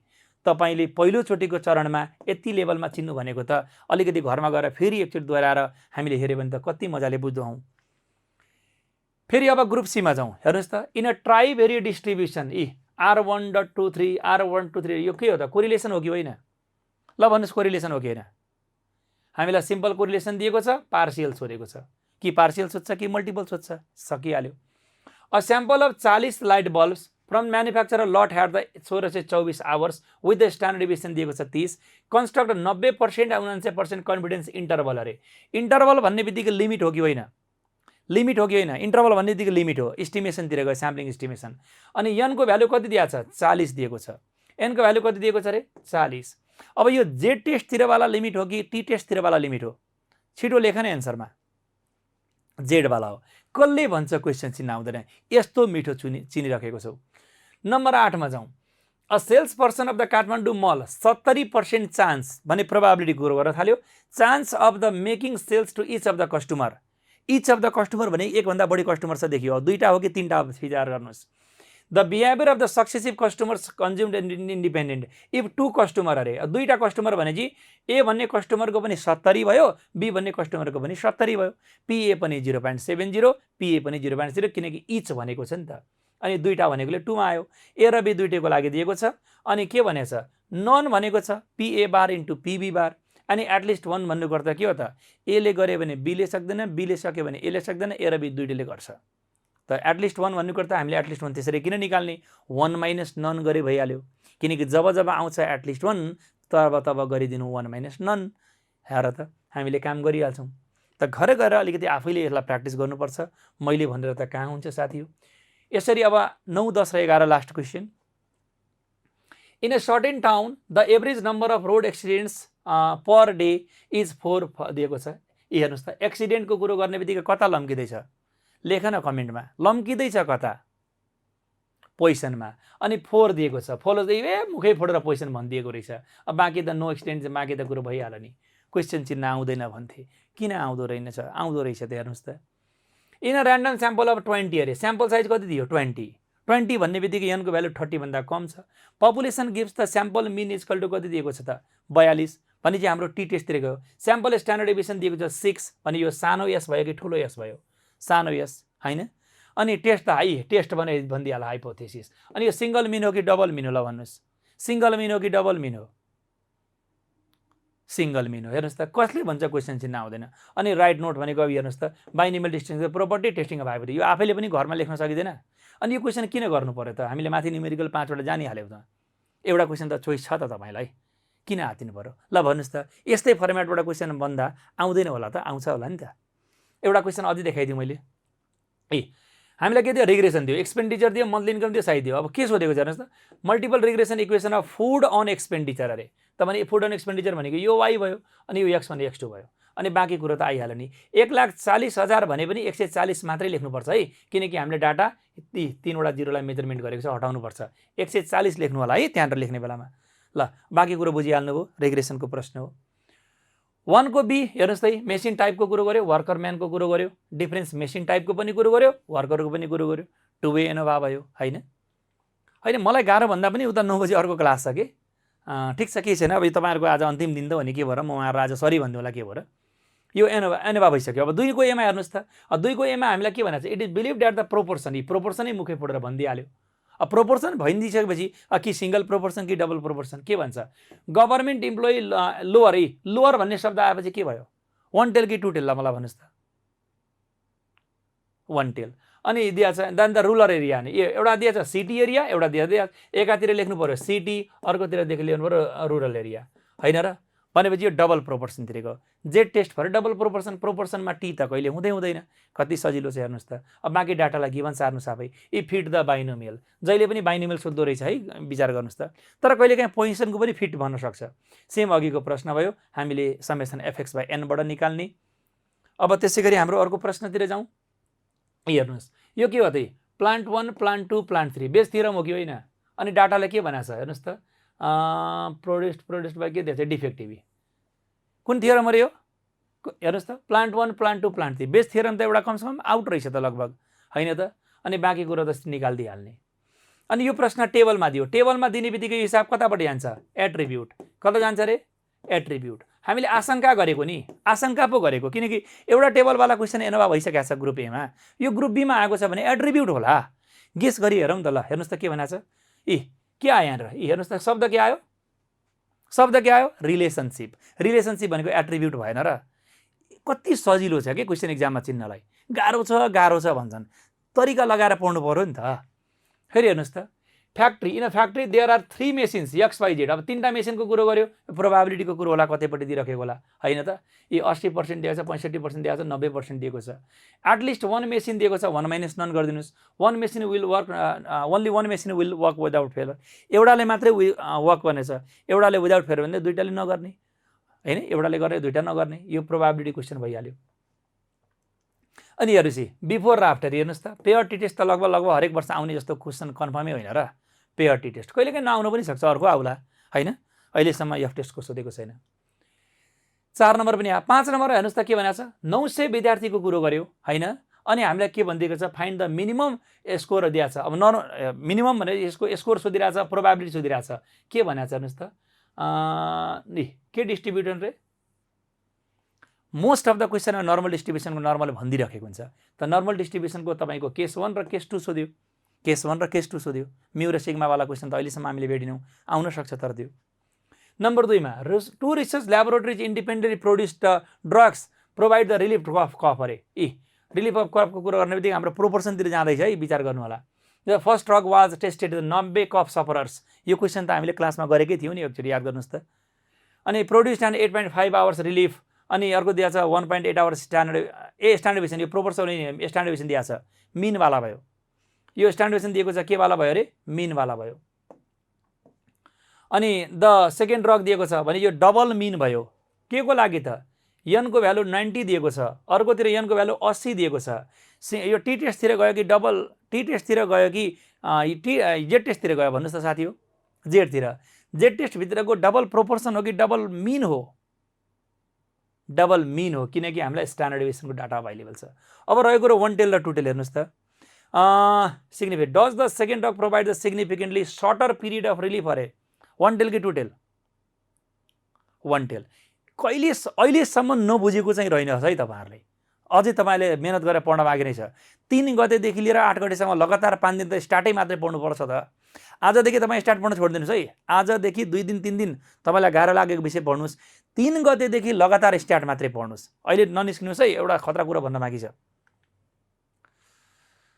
अब सी नम्बरमा जाउँ x1 x2 x3 दिएको छ 0 दिएको छ कोरिलेसन भइहाल्यो नि त हैन र 95% लिमिट सोधिहाल्यो लिमिट सोध्ने बित्तिकै के भयो त हाम्रो एस्टिमेसनका पार्टमा भयो 50 वटा आइटमको तिर कुरा आएछ टी वाला भयो कि जेड वाला भयो टी वाला भयो कि जेड वाला भयो 50 दिएकोले जेड वाला भयो 3% अफ द इलेक्ट्रिक बल्ब दिएको छ अनि 1000 वटा बल्ब दिएको छ 3% र 100 दिँदाखेरि यो के कहाँ गयो यहाँ प्रोबाबिलिटी देखियो 3% यन देखियो 100 कता गयो हेर न नबोलेका कति राम्रो अनिष्का खत्री पोजिसनमा गयो यसरी कुरोलाई विचार गर्नुस् त अब यसरी पढाउँदा पनि दिमागले भेटेको छैन भने त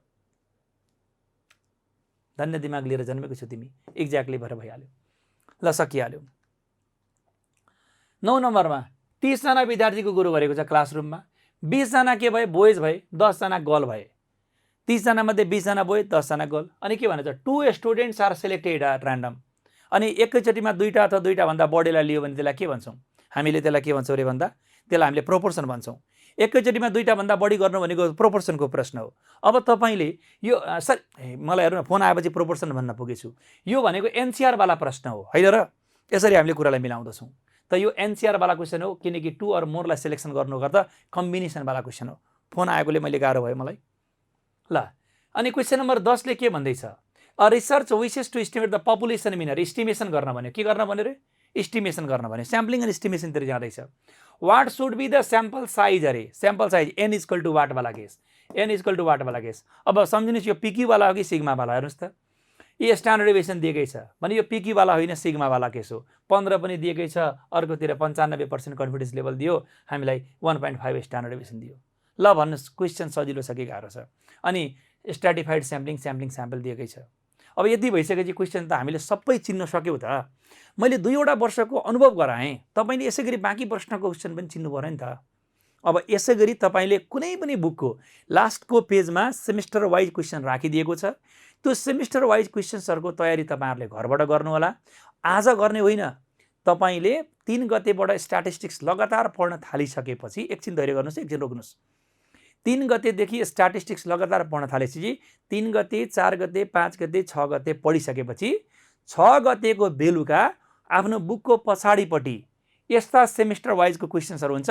त्यहाँ तपाईँले क्वेसन्सहरू कुन च्याप्टरको क्वेसन कुन हो, कुन नम्बरमा कुन हो भनेर बल्ल पत्ता लगाउनुहोस्। किनकि त्यति बेलासम्म तपाईँले त्यो स्ट्याटिस्टिक्सलाई कमसेकम पनि 5 पल्ट रिभिजन गरिसक्नु भएको हुन्छ। फर्मुलाहरू तपाईँलाई जहाँबाट जसले जे सोध्दै पनि आइसकेको हुन्छ। अहिले फर्मुला सोद्धाखेरि एकछिन सम्झिनु पर्ला, तर तपाईँले 3 चोटि 4 चोटि 5 चोटि रिभिजन गर्ने काम सकेपछि जसले सुकै जुनसुकै फर्मुला जहाँबाट सोधोस् झ्याम आउने हुन्छ। 3 गतेदेखि लिएर लगातार 6 गतेसम्म पढ्ने अनि 6 गतेको रातमा बुकको पछाडिपट्टिको ओल्ड इज गोल्डका क्वेसन्सहरूलाई हेर्ने होइन, बुकको पछाडिबाट क्वेसन चिन्ने।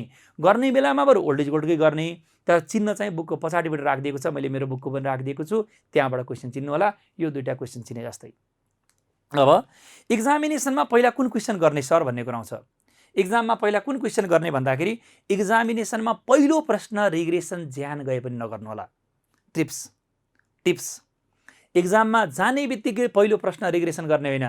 मेरो सल्लाह के भने अगाडिको 1 घण्टामा ग्रुप सी का क्वेसन्सहरू जो छन् 5 वटा पहिला आफूलाई आउने खालको 5 वटा पहिला गरिदिइहाल्नुहोस्। होइन आएन 4 वटा आउँछ, पहिला 4 वटा क्वेसन गरिदिइहाल्नुहोस्। 4 पंचे 20 मार्क्स त ढुक्क बस्यो नि त। अब मलाई जम्मा 10 मार्क्स चाहिएको छ, अब मलाई जम्मा 30 मार्क्स चाहिएको छ, 50 मार्क्स पुर्याउनको लागि 20 मार्क्स चाहिएको छ। अब यसरी तपाईँले ग्रुपमा कुरा गर्नु यसरी ग्रुप सी को क्वेसनलाई पहिला गरिदिनु होला। अनि त्यसपछि तपाईँले अनि बल्ल तपाईँ सेकेन्ड आवरमा गएर बल्ल तपाईँले केस स्टडीतिर छिर्नु होला। केस स्टडी छिर्दाखेरि पहिला एनोभा गर्नु होला। एनोभा गरिसके पछाडि अनि बल्ल ग्रुप बी का क्वेसन्सहरू गर्नु होला। रिग्रेसनलाई लास्टमा गर्नु होला, किनकि रिग्रेसन क्यालकुलेसन बिग्रिने खालको टपिक हो। रिग्रेसनलाई गर्दिन भन्न पाइँदैन, कम्पलसरी क्वेसन हो। तर कम्पलसरी क्वेसनलाई हामीले लास्टमा मजाले 1 घण्टा बाँकी हुन्छ, 1 घण्टा मजाले गर्ने। र रिग्रेसन बिग्रिहाल्दाखेरि पनि मैले तपाईँहरूलाई चोर बुद्धि सिकाएकै छु।